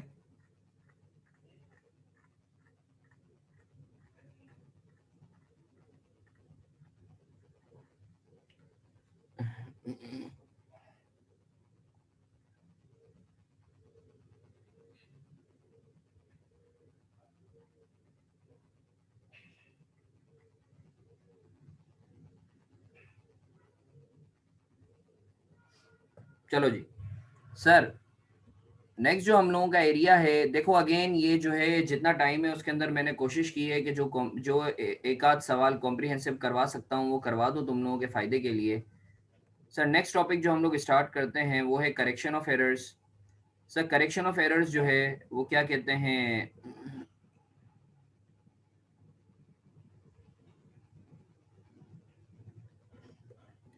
ये देखो यार, करेक्शन ऑफ एरर्स के अंदर जो है मैं तुम्हें बताऊं कि जो है आईकेप का ट्रेंड क्या है। सर 5-6 एडजस्टमेंट्स हैं, मुश्किल मुश्किल, अगर तुम उसको अच्छे से कर लो ना, तो जो है इंशाल्लाह हर सवाल में जो है ना मोर और लेस वो रिपीट हो रही होती हैं या उससे मिलता जुलता कॉन्सेप्ट रिपीट हो रहा होता है। तो सर ये एक सवाल है, बड़ा अच्छा सवाल है, इसमें जो है काफ़ी चीज़ें दी हुई हैं। सही है। तो जो है हम इसको कोशिश करते हैं, इसको अटेम्प्ट करते हैं। Required pass rectification entries without narration to correct the above errors. सही है। सर हमें जो है एंट्रीज वगैरह पास करनी है। इस सवाल को मैं चाहूँगा आप लोग एक दफ़ा सुकून से पढ़ लो इस सवाल को। इस सवाल को सुकून से पढ़ लो, फिर हम लोग बात करते हैं।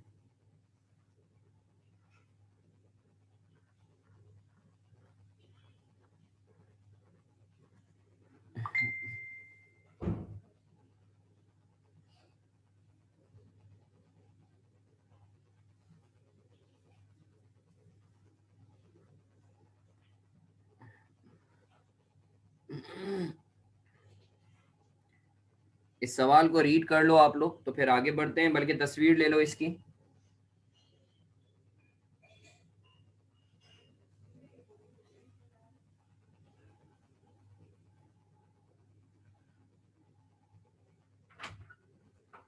सर इस क्वेश्चन की तस्वीर ले लो, तो फिर आगे बढ़ते हैं।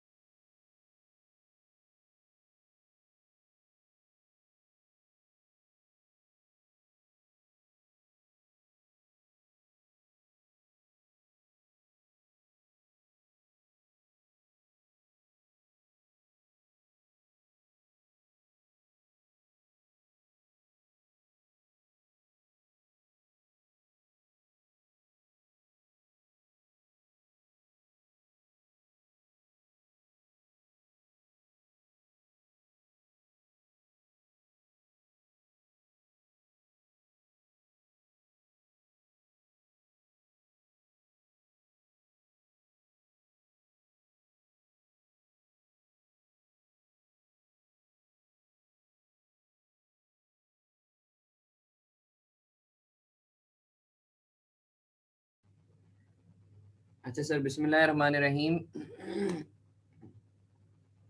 ये सवाल 2013 या 2014 में बेसिकली आया है। Question number 1, mister Fawad owns a factory and closes his books on June 30।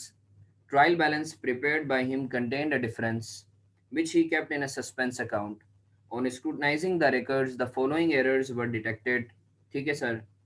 Sir हमें एंट्रीज बनानी है, नरेशन वगैरह की ज़रूरत नहीं होती है। ये आई कैप है, ये इंटर या बीकॉम नहीं है।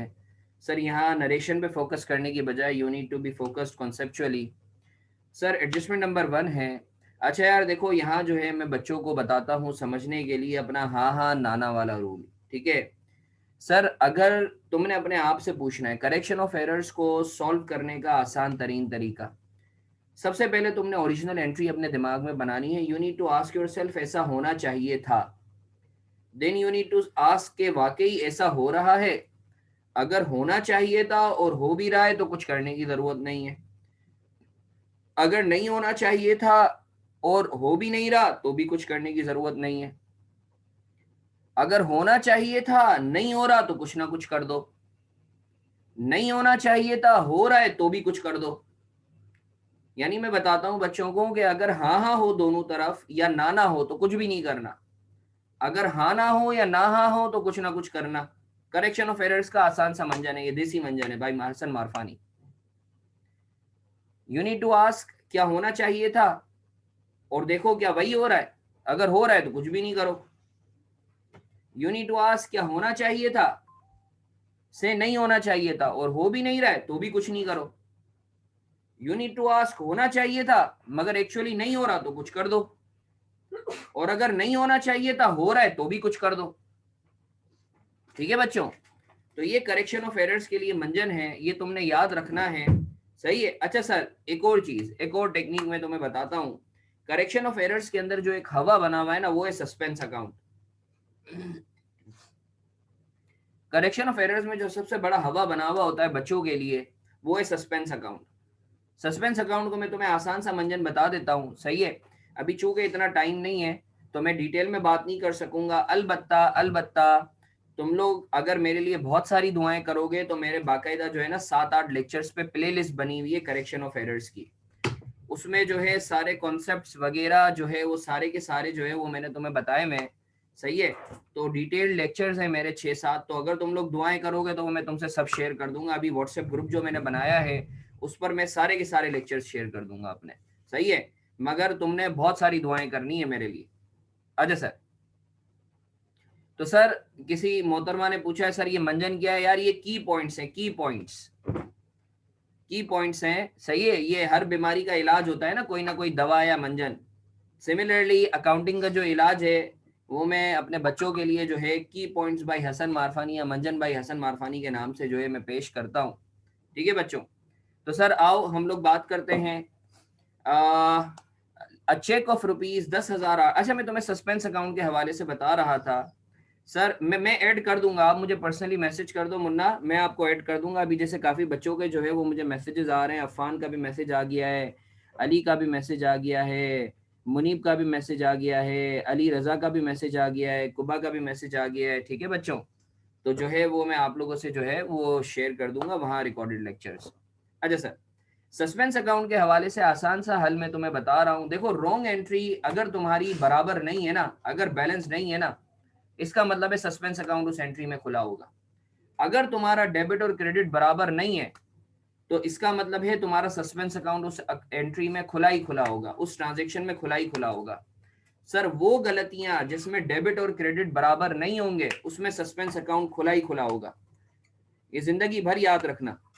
सर वो एंट्रीज या वो गलतियां जिसमें डेबिट और क्रेडिट बराबर नहीं है उसमें सस्पेंस अकाउंट खुला होगा। वसीम बेटा आप मेरा नंबर नोट कर लो। सही है मुन्ना, मेरा नंबर नोट कर लो। सही है, मैं नंबर बता देता हूँ मुन्ना, ये मैंने इधर लिखा हुआ भी है, आप लोग नोट कर सकते हो।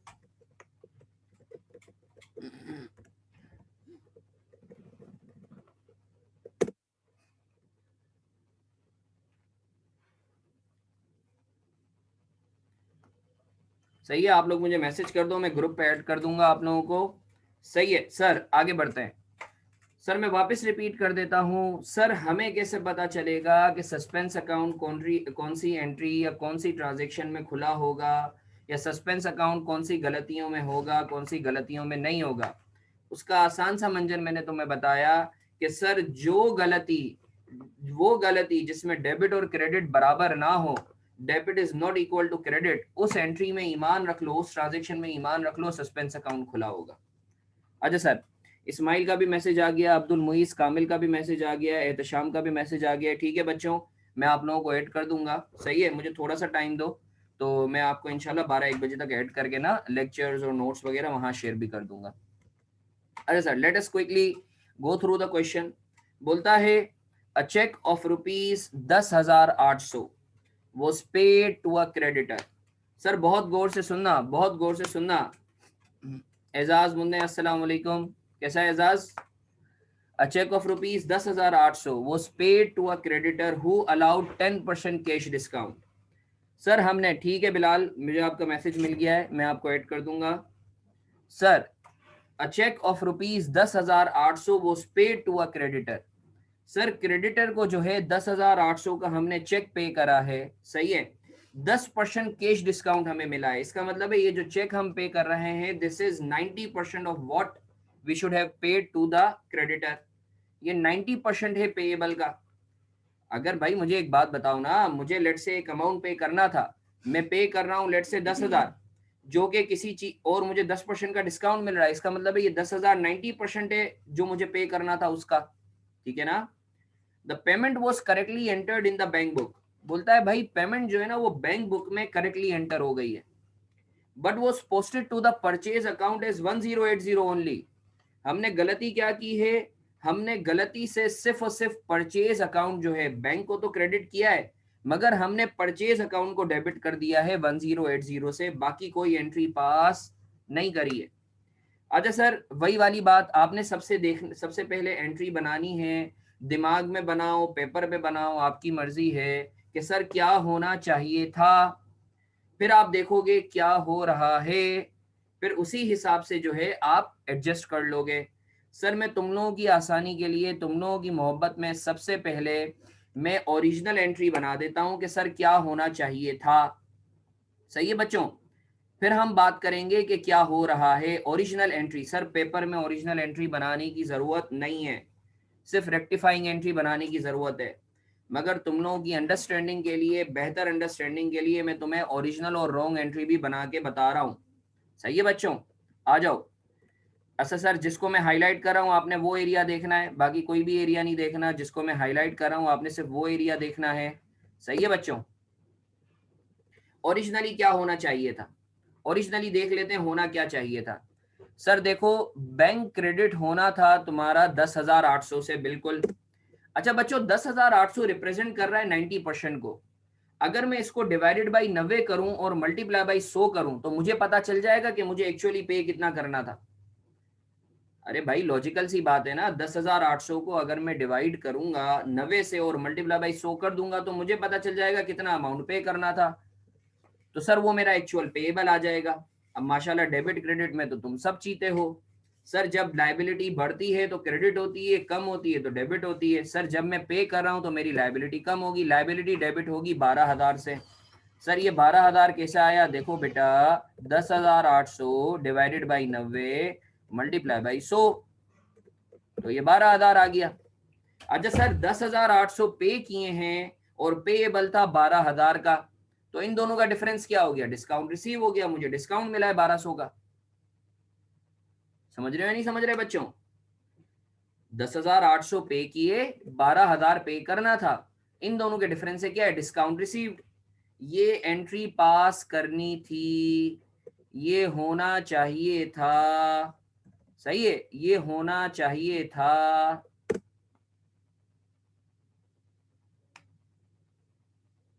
अब चवल क्या पड़ी है, चवल क्या पड़ी है सर, चवल देखें। सर हमने बैंक को तो सही क्रेडिट करा, बैंक को तो सही क्रेडिट करा, ये मैं नहीं करा भाई, ये अल्लाह की कसम मैं नहीं करा, ये सवाल कह रहा है, सवाल कह रहा है कि बैंक सही तरीके से क्रेडिट हुआ है और परचेज को डेबिट कर दिया। परचेज को कितने से डेबिट किया? 1080 से, और कोई एंट्री पास नहीं हुई है। सर ये गलती हुई है। अब कुछ बच्चे पता है क्या करते हैं, कुछ बच्चे इतने मासूम होते हैं, वो सोचने बैठ जाते हैं सर ये गलती क्यों करी, ये गलती हुई कैसे उससे। अरे अल्लाह के बंदो, गलती जैसे भी हुई हो, उसने जो भी किया हो, उसने चरस पी हो, उसने सस्ता नशा करा हो, गलती हो गई है, तुमने अब उसको सही करना है। सोचने नहीं बैठ जाना कि गलती हुई क्यों है, कर कैसे दी सर, कर कैसे दी। तो अल्लाह के वास्ते इन सवालात के जवाब ढूंढने मत बैठ जाना, तुमने गलती को सही करना है अल्लाह के वास्ते। एक और चीज, एक और चीज जो मैं बच्चों को बताता हूँ, एक और चीज जो मैं बच्चों को बताता हूँ कि देखो एक चीज याद रखो, एक चीज याद रखो, एक चीज याद रखो कि सर याद रखो, सवाल में जितना गंदा सोचने को बोला जाए ना उतना गंदा सोचना, ना ज्यादा ना कम, ज्यादा गंदा मत सोचना। हमेशा एरर्स वाली है, तुम्हें जिंदगी भर, तुम मुझे जो ना आईकेप का अगर तुम पेपर पास करना चाहते हो ना, तो ये चीज मंजन याद रख लो सर, जितना सवाल में गंदा सोचने को बोला जाए उतना सोचना। अब कुछ बच्चे इतने मासूम होते हैं, वो क्या करते हैं, बोलते हैं अच्छा सर डेबिट में ये हुआ है तो सर क्रेडिट में भी तो ये हुआ होगा ना, नहीं क्रेडिट में ये हुआ है तो डेबिट में भी तो कुछ हुआ होगा ना। अरे भाई, जितना तुम्हें गंदा सोचने को बोला जाए उतना सोचना, ना ज्यादा सोचना ना कम सोचना। ठीक है, अगर वो बोलता है डेबिट में गलती है, इसका मतलब है सिर्फ डेबिट में गलती है। अगर वो बोलता है क्रेडिट में गलती है, इसका मतलब है सिर्फ क्रेडिट में गलती है। अच्छा सर, आगे बढ़ते हैं। अब समझ गए तुम इधर तक मेरे साथ हो? सर ओरिजिनली ये करना था मगर गलती से ये कर दिया, अब क्या करेंगे? वही मंजन भाई मारफानी, हाँ हाँ नाना वाला रूल। अच्छा सर मुझे बताओ, अकाउंट पेएबल डेबिट होना था? नहीं, हाँ सर होना था। सर डेबिट हो रहा है, नहीं हो रहा तो डेबिट कर दो सर। सही है बच्चों? सर बैंक क्रेडिट होना था? जी सर होना था। सर गलती में हो रहा है? जी सर हो रहा है। तो सर कुछ करने की जरूरत नहीं है। सर डिस्काउंट रिसीव्ड क्रेडिट होना था? जी सर होना था। सर हो रहा है गलती में? नहीं सर नहीं हो रहा, तो डिस्काउंट रिसीव्ड को क्रेडिट कर दो। अच्छा सर परचेजेस डेबिट होनी थी? नहीं सर नहीं होनी थी। हो रही हैं? जी सर हो रही हैं, तो क्या कर दो? क्रेडिट कर दो। अच्छा सर सस्पेंस अकाउंट, मुझे बताओ सर इस एंट्री में, इस ट्रांजैक्शन में सस्पेंस अकाउंट खुला होगा या नहीं खुला होगा? मंजन भाई मारफानी अभी तुम्हें बताया। सर रोंग एंट्री में अगर डेबिट क्रेडिट बराबर नहीं होंगे तो सस्पेंस अकाउंट लाजमी खुला होगा। मुझे बताओ रोंग एंट्री में सस्पेंस अकाउंट कितने से खुला होगा? रोंग एंट्री में सस्पेंस अकाउंट कितने से खुला होगा? सर रोंग एंट्री में सस्पेंस अकाउंट खुला होगा 9720 से। सर सस्पेंस अकाउंट के हवाले से दो मंजन मैंने तुम्हें बताए। मंजन नंबर 1, सस्पेंस अकाउंट हमेशा उस गलतियों में खुलता है जहां डेबिट और क्रेडिट बराबर ना हो। नंबर 2, सस्पेंस अकाउंट हमेशा शॉर्टर साइड पे खुलता है, हमेशा छोटी साइड पे खुलता है। सर जो भी गलती में छोटी साइड होगी, शॉर्टर साइड होगी, सस्पेंस अकाउंट आप वहां खोलोगे। सर इस केस में सस्पेंस अकाउंट कौन सी साइड पे खुला होगा? डेबिट साइड पे। अब सर हमने जब तमाम एंट्रीज को रेक्टिफाई कर दिया, तो सर जहां कुछ ना हो वहां सस्पेंस होता है, तो सर बैलेंसिंग फिगर आप सस्पेंस अकाउंट को क्रेडिट कर दोगे। You would appreciate the fact कि जब सस्पेंस अकाउंट खुला था तो डेबिट हुआ था, अब जब खत्म हो रहा है तो सस्पेंस अकाउंट क्रेडिट होगा। सर सस्पेंस अकाउंट के हवाले से 3 रूल याद रखो। नंबर 1, सस्पेंस अकाउंट जो है उन ट्रांजेक्शन्स में खुलेगा जहां डेबिट और क्रेडिट बराबर ना हो। सस्पेंस अकाउंट छोटी साइड पे खुलेगा। Number 3, suspense account rectification entries में जब सब कुछ तुम सही कर दो तो जो डिफरेंस हो वो सस्पेंस अकाउंट में मार देना। ये 3 रूल्स हैं जो तुमने याद रखने सस्पेंस अकाउंट से रिलेटेड।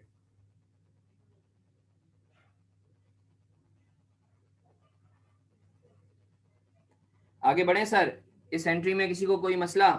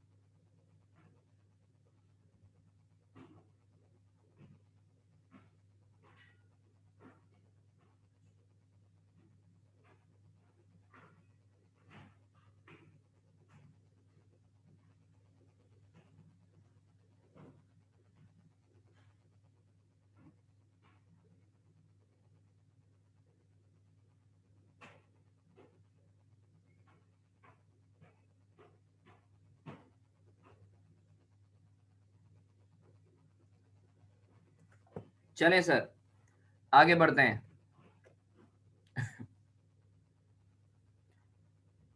एंट्री नंबर 2 इसको ड्रॉप करो, एंट्री नंबर 3 को पहले करते हैं। एंट्री नंबर 3 को करते हैं। एंट्री नंबर 3, 2 को ड्रॉप करो, 2 को एंड में करवाऊंगा। रीजन बीइंग के तुम्हें पता है प्रोविजन फॉर बैड डेट्स हमेशा तमाम एंट्रीज को एडजस्ट करने के बाद अकाउंट फॉर होता है। चूंकि एंट्री नंबर 2 में प्रोविजन फॉर बैड डेट्स का इम्पैक्ट शामिल है तो उसको मैं बाद में करवाता हूँ।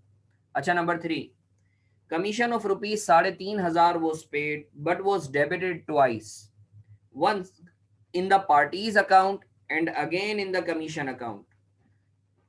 सर कमीशन पे करा है, कमीशन समझो होना क्या चाहिए था। कमीशन पे करते हो तो एंट्री क्या पास करते हो?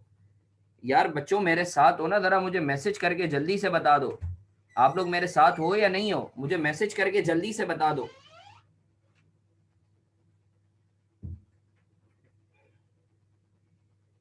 कमेंट बॉक्स में मैसेज करके मुझे बता दो आप लोग मेरे साथ हो या नहीं हो।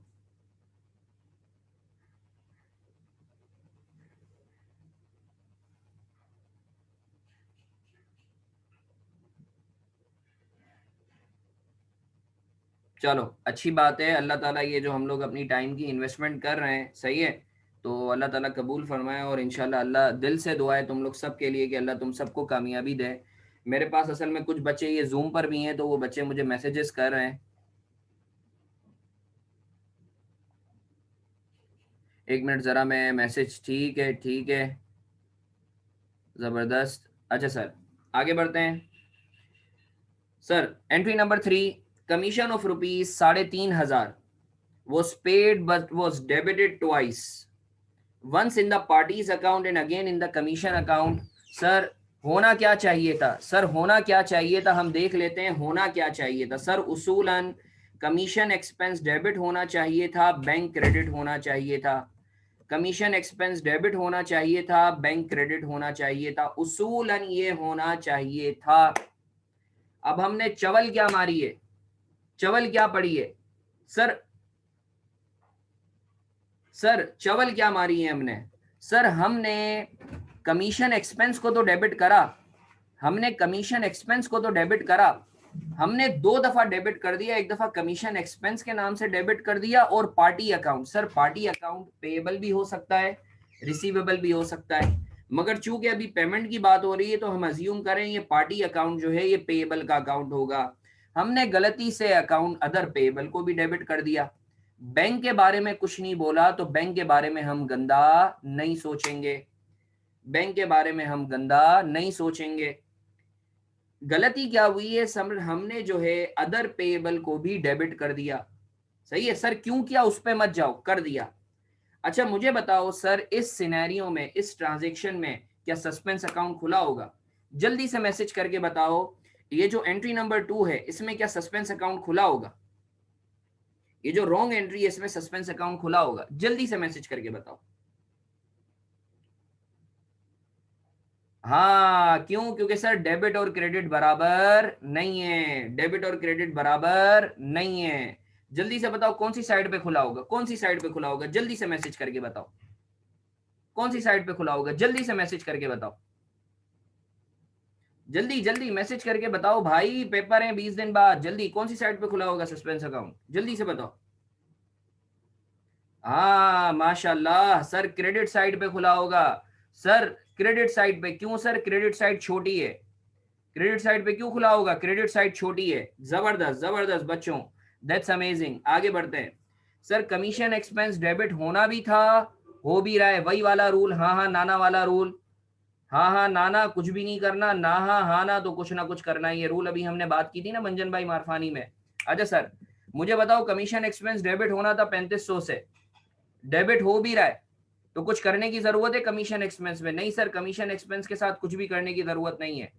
सर बैंक क्रेडिट होना था, हो भी रहा है, तो कुछ करने की जरूरत है? नहीं, बैंक में भी कुछ भी करने की जरूरत नहीं है। सर अदर पेएबल जो है डेबिट नहीं होना था, अदर पेएबल डेबिट हो गया, तो सर अब सही करने के लिए क्या करेंगे? अदर पेएबल को क्रेडिट कर देंगे, अदर पेएबल को क्रेडिट कर देंगे। सर डेबिट क्या करेंगे? सर जहां कुछ ना हो वहां क्या होता है? Suspense. Sir you would appreciate the fact कि जब सस्पेंस अकाउंट खुला था तो क्रेडिट हुआ था। जब खत्म हो रहा है, जब खत्म हो रहा है सस्पेंस अकाउंट, तो देखो डेबिट हो रहा है। आई होप बच्चों आप लोगों को क्लियर है। आई होप बच्चों आप लोगों को क्लियर है।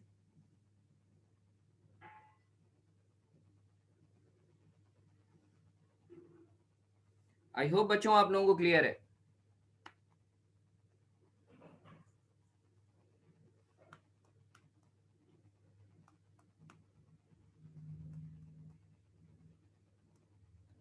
चलो जबरदस्त जबरदस्त, that's amazing that's amazing.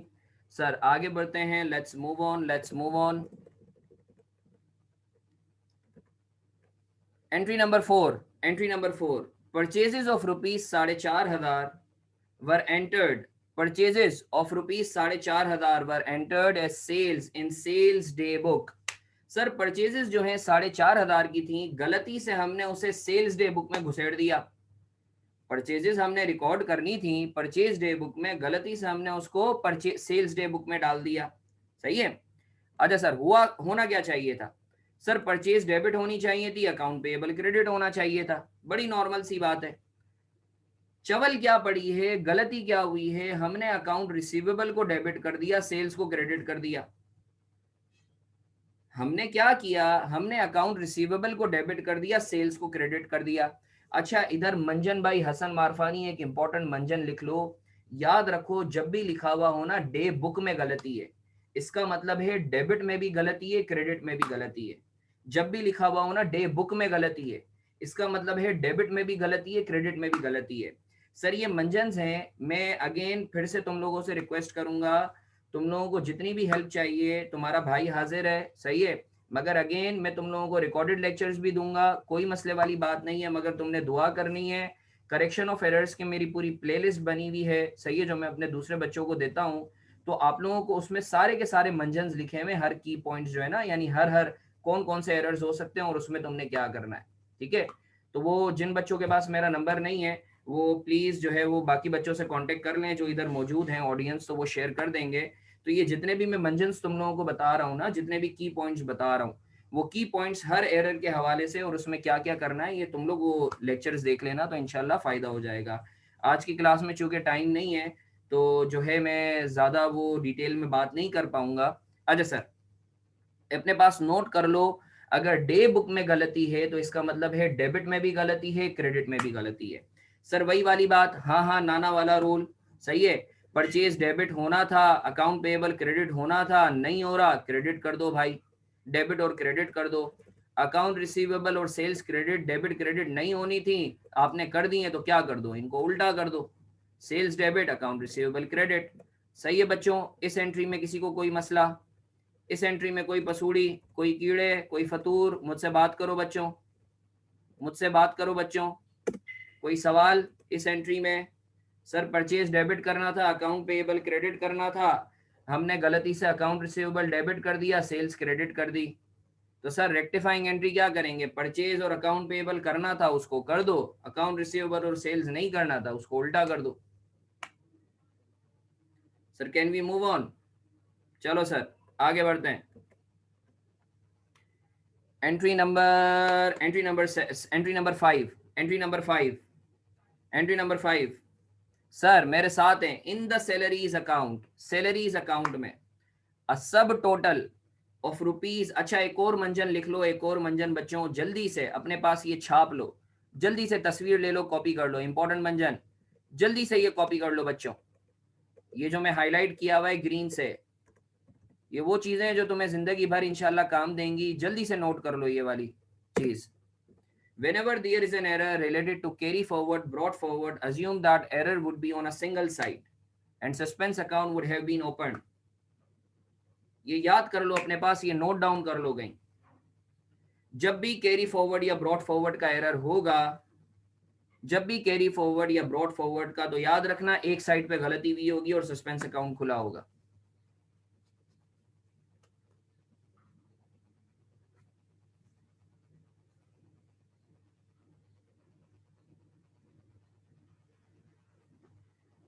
Sir I am sure आप लोगों ने ये चीज जो है नोट डाउन कर ली है। आगे बढ़ते हैं।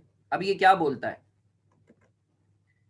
सैलरीज अकाउंट में एक सब टोटल था 12,600 का, मगर गलती से वो टोटल हमने कैरी फॉरवर्ड कर दिया है 1260 से, वो भी गलत साइड पे। अच्छा मुझे बताओ, सैलरीज का जो अकाउंट है बाय डिफॉल्ट डेबिट होता है बैलेंस या क्रेडिट बैलेंस होता है? जल्दी से मैसेज करके बताएंगे सब। सैलरीज का जो अकाउंट है, देखो पार्टिसिपेटिव अप्रोच रखनी है अकाउंटिंग के अंदर। अगर तुम ग्रिप आना चाहते हो, महारत लाना चाहते हो, हमेशा पार्टिसिपेटिव अप्रोच रखना। सही है? जल्दी से बताओ, सैलरीज अकाउंट का नॉर्मली कौन सा बैलेंस होता है? Debit balance. जबरदस्त जबरदस्त माशाल्लाह, डेबिट बैलेंस होता है, जबरदस्त, बहुत अच्छे, डेबिट बैलेंस होता है। अच्छा सर, अब गलती क्या हुई है, चवल क्या पड़ी है? हमने एक तो 12,600 की जगह, 12,600 की जगह 1260 से जो है, 1260 से हमने जो है इसको कैरी फॉरवर्ड किया है। और शायद सस्ते नशे का इसका साइड इफेक्ट था कि हमने डेबिट की जगह क्रेडिट कर दिया है, रोंग साइड पे कर दिया। यानी हमने डेबिट करने की बजाय उल्टा इसको क्रेडिट कर दिया। एक तो गलत अमाउंट से किया, गलत अमाउंट के साथ साथ गलत साइड से भी कर दिया, गलत साइड पे भी कर दिया। सुनना सर, होना क्या चाहिए था? होना क्या चाहिए था सर? सैलरीज एक्सपेंस डेबिट होनी चाहिए थी 12,600 से। और क्रेडिट के बारे में कुछ नहीं बोला तो ऑब्वियसली क्रेडिट तो सही होगा। क्रेडिट के बारे में कुछ नहीं बोला तो क्रेडिट जो भी था, कैश, अदर पेएबल, बैंक, जो तुम्हारा दिल करता है, उसमें तो गलती है ही नहीं।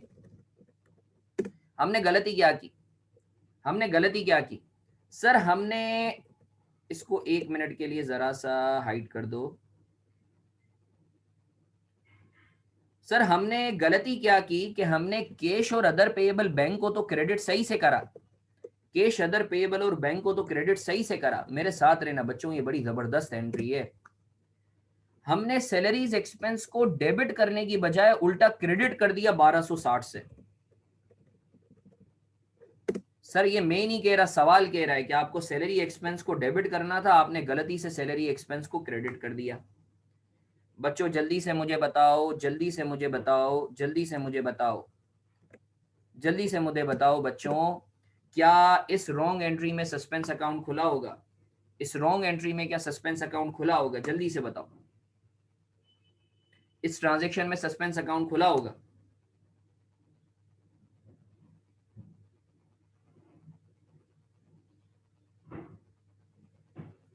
बिल्कुल खुला होगा, बिल्कुल खुला होगा। क्यों? क्योंकि सर डेबिट और क्रेडिट बराबर नहीं है, डेबिट और क्रेडिट बराबर नहीं है।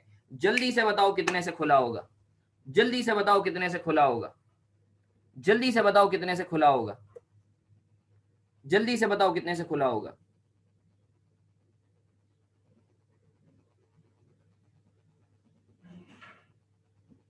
अरे सर, इतनी लंबी करने की क्या जरूरत है? क्रेडिट का टोटल कर लो, क्रेडिट का टोटल कर लो तो वही डेबिट पे वही शॉर्ट होगा ना, तो डेबिट पे उतने से ही खुला होगा।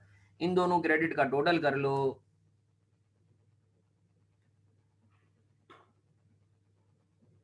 सर क्रेडिट जितना है उतने से ही खुला होगा ना बेटा, सस्पेंस अकाउंट तो बैलेंस करने के लिए मारता हूं ना मेरा बच्चा। सही है, सही है, सही है, बहुत अच्छे, बहुत अच्छे, बहुत अच्छे, छा गए तुम लोग।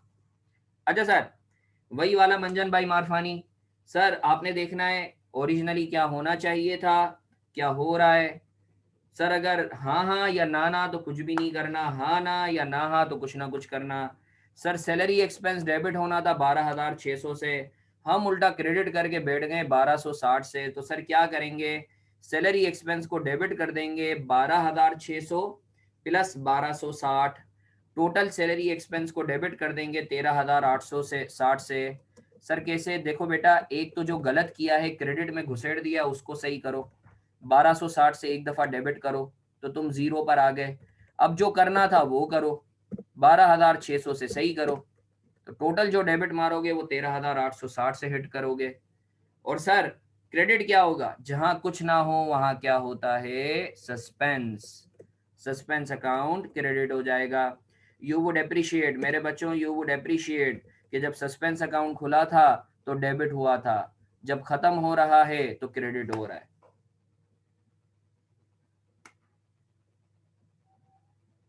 आई होप बच्चों आप लोग मेरे साथ हो। कोई सवाल, कोई कीड़े, कोई फतूर, कोई पसूड़ी, मुझसे बात करो।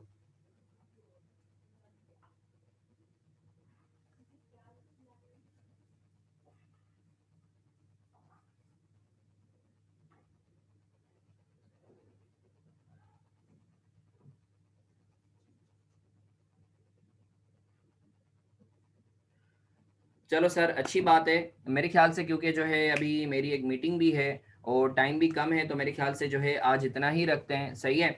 तो sir I I I hope ये जो सेशन है आप लोगों का, दो that was a precise session, मगर तुम लोगों के लिए वैल्यू एडिशन हुआ होगा, सही है। और तुम लोगों को जो है नई चीज़ें सीखने को मिली होंगी। तो जो है आज हम लोग इतना ही रखते हैं, सही है बच्चों। तो जो है क्या कहते हैं, आप लोगों को बाकी कोई भी हेल्प चाहिए हो तो मैंने आप लोगों से अपना नंबर शेयर किया हुआ है, सही है। तो कोई भी मसला होता है, कोई भी इशू होता है, आप लोग ग्रुप पे मैसेज कर सकते हो, मैं आई वुड बी अवेलेबल, ठीक है। मैं ग्रुप भी बना देता हूँ। बाकी कुछ बच्चों का है कि सर जो है वो रिवीजन क्लास आपकी होंगी, बिल्कुल। अभी जो है मेरी फास्ट ट्रैक अभी जैसे मेरा चल रहा है, तो उसकी रिवीजन क्लासेस होंगी। तो जो है चूंकि हाइब्रिड होती हैं, तो अगर आप लोग चाहते हो तो मैं बिल्कुल आप लोगों से लिंक शेयर कर दूंगा, सही है। जैसा कि मैं बोलता हूँ कि आप लोगों ने भले कोई पेमेंट नहीं करना, मगर मेरे लिए दुआ कर देना, कोई मसले वाली बात नहीं है। या अगर आप लोगों को कोई रिकॉर्डेड लेक्चर चाहिए, ठीक है, तो जो है वो भी मैं आप लोगों को दे दूंगा, सही है। चूंकि आज टाइम कम था, तो हम लोग जो है जितना एक लिमिटेड टाइम में जितना मैक्सिमम चीज़ें कवर कर पाए, हम लोगों ने कोशिश की है कि उसको कवर की जाए। सर ये नंबर आप लोग मेरा एक दफ़ा वापस नोट कर लें, आप लोग मुझे मैसेज कर दें तो मैं आप लोगों को व्हाट्सएप ग्रुप पे ऐड कर देता हूँ, ठीक है। तो अगर कोई सवाल है तो आप लोग जो है मुझसे कर सकते हो, else we should sign off. जी मुन्ना, मैं इस क्वेश्चन का ना, ये पूरी किट बनी हुई है मेरे पास, तो ये मैं आपका है ना, ये जितने भी क्वेश्चंस है ना, उन सब के मैं सॉल्यूशंस आपको शेयर कर दूंगा, ठीक है। सर कोई सवाल है आप लोगों का तो प्लीज़ आप लोग मुझसे कर सकते हो, कोई भी सवाल, विदाउट एनी हेजिटेशन आप लोग मुझसे पूछ सकते हो।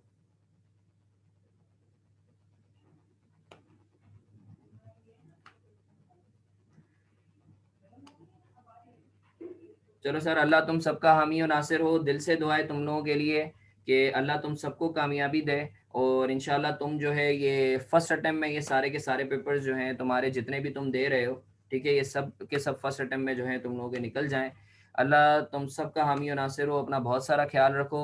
इंशाल्लाह फिर बहुत जल्द मुलाकात होती है और व्हाट्सएप पे इन टच रहेंगे। अपना बहुत सारा ख्याल रखना। अल्लाह हाफिज़।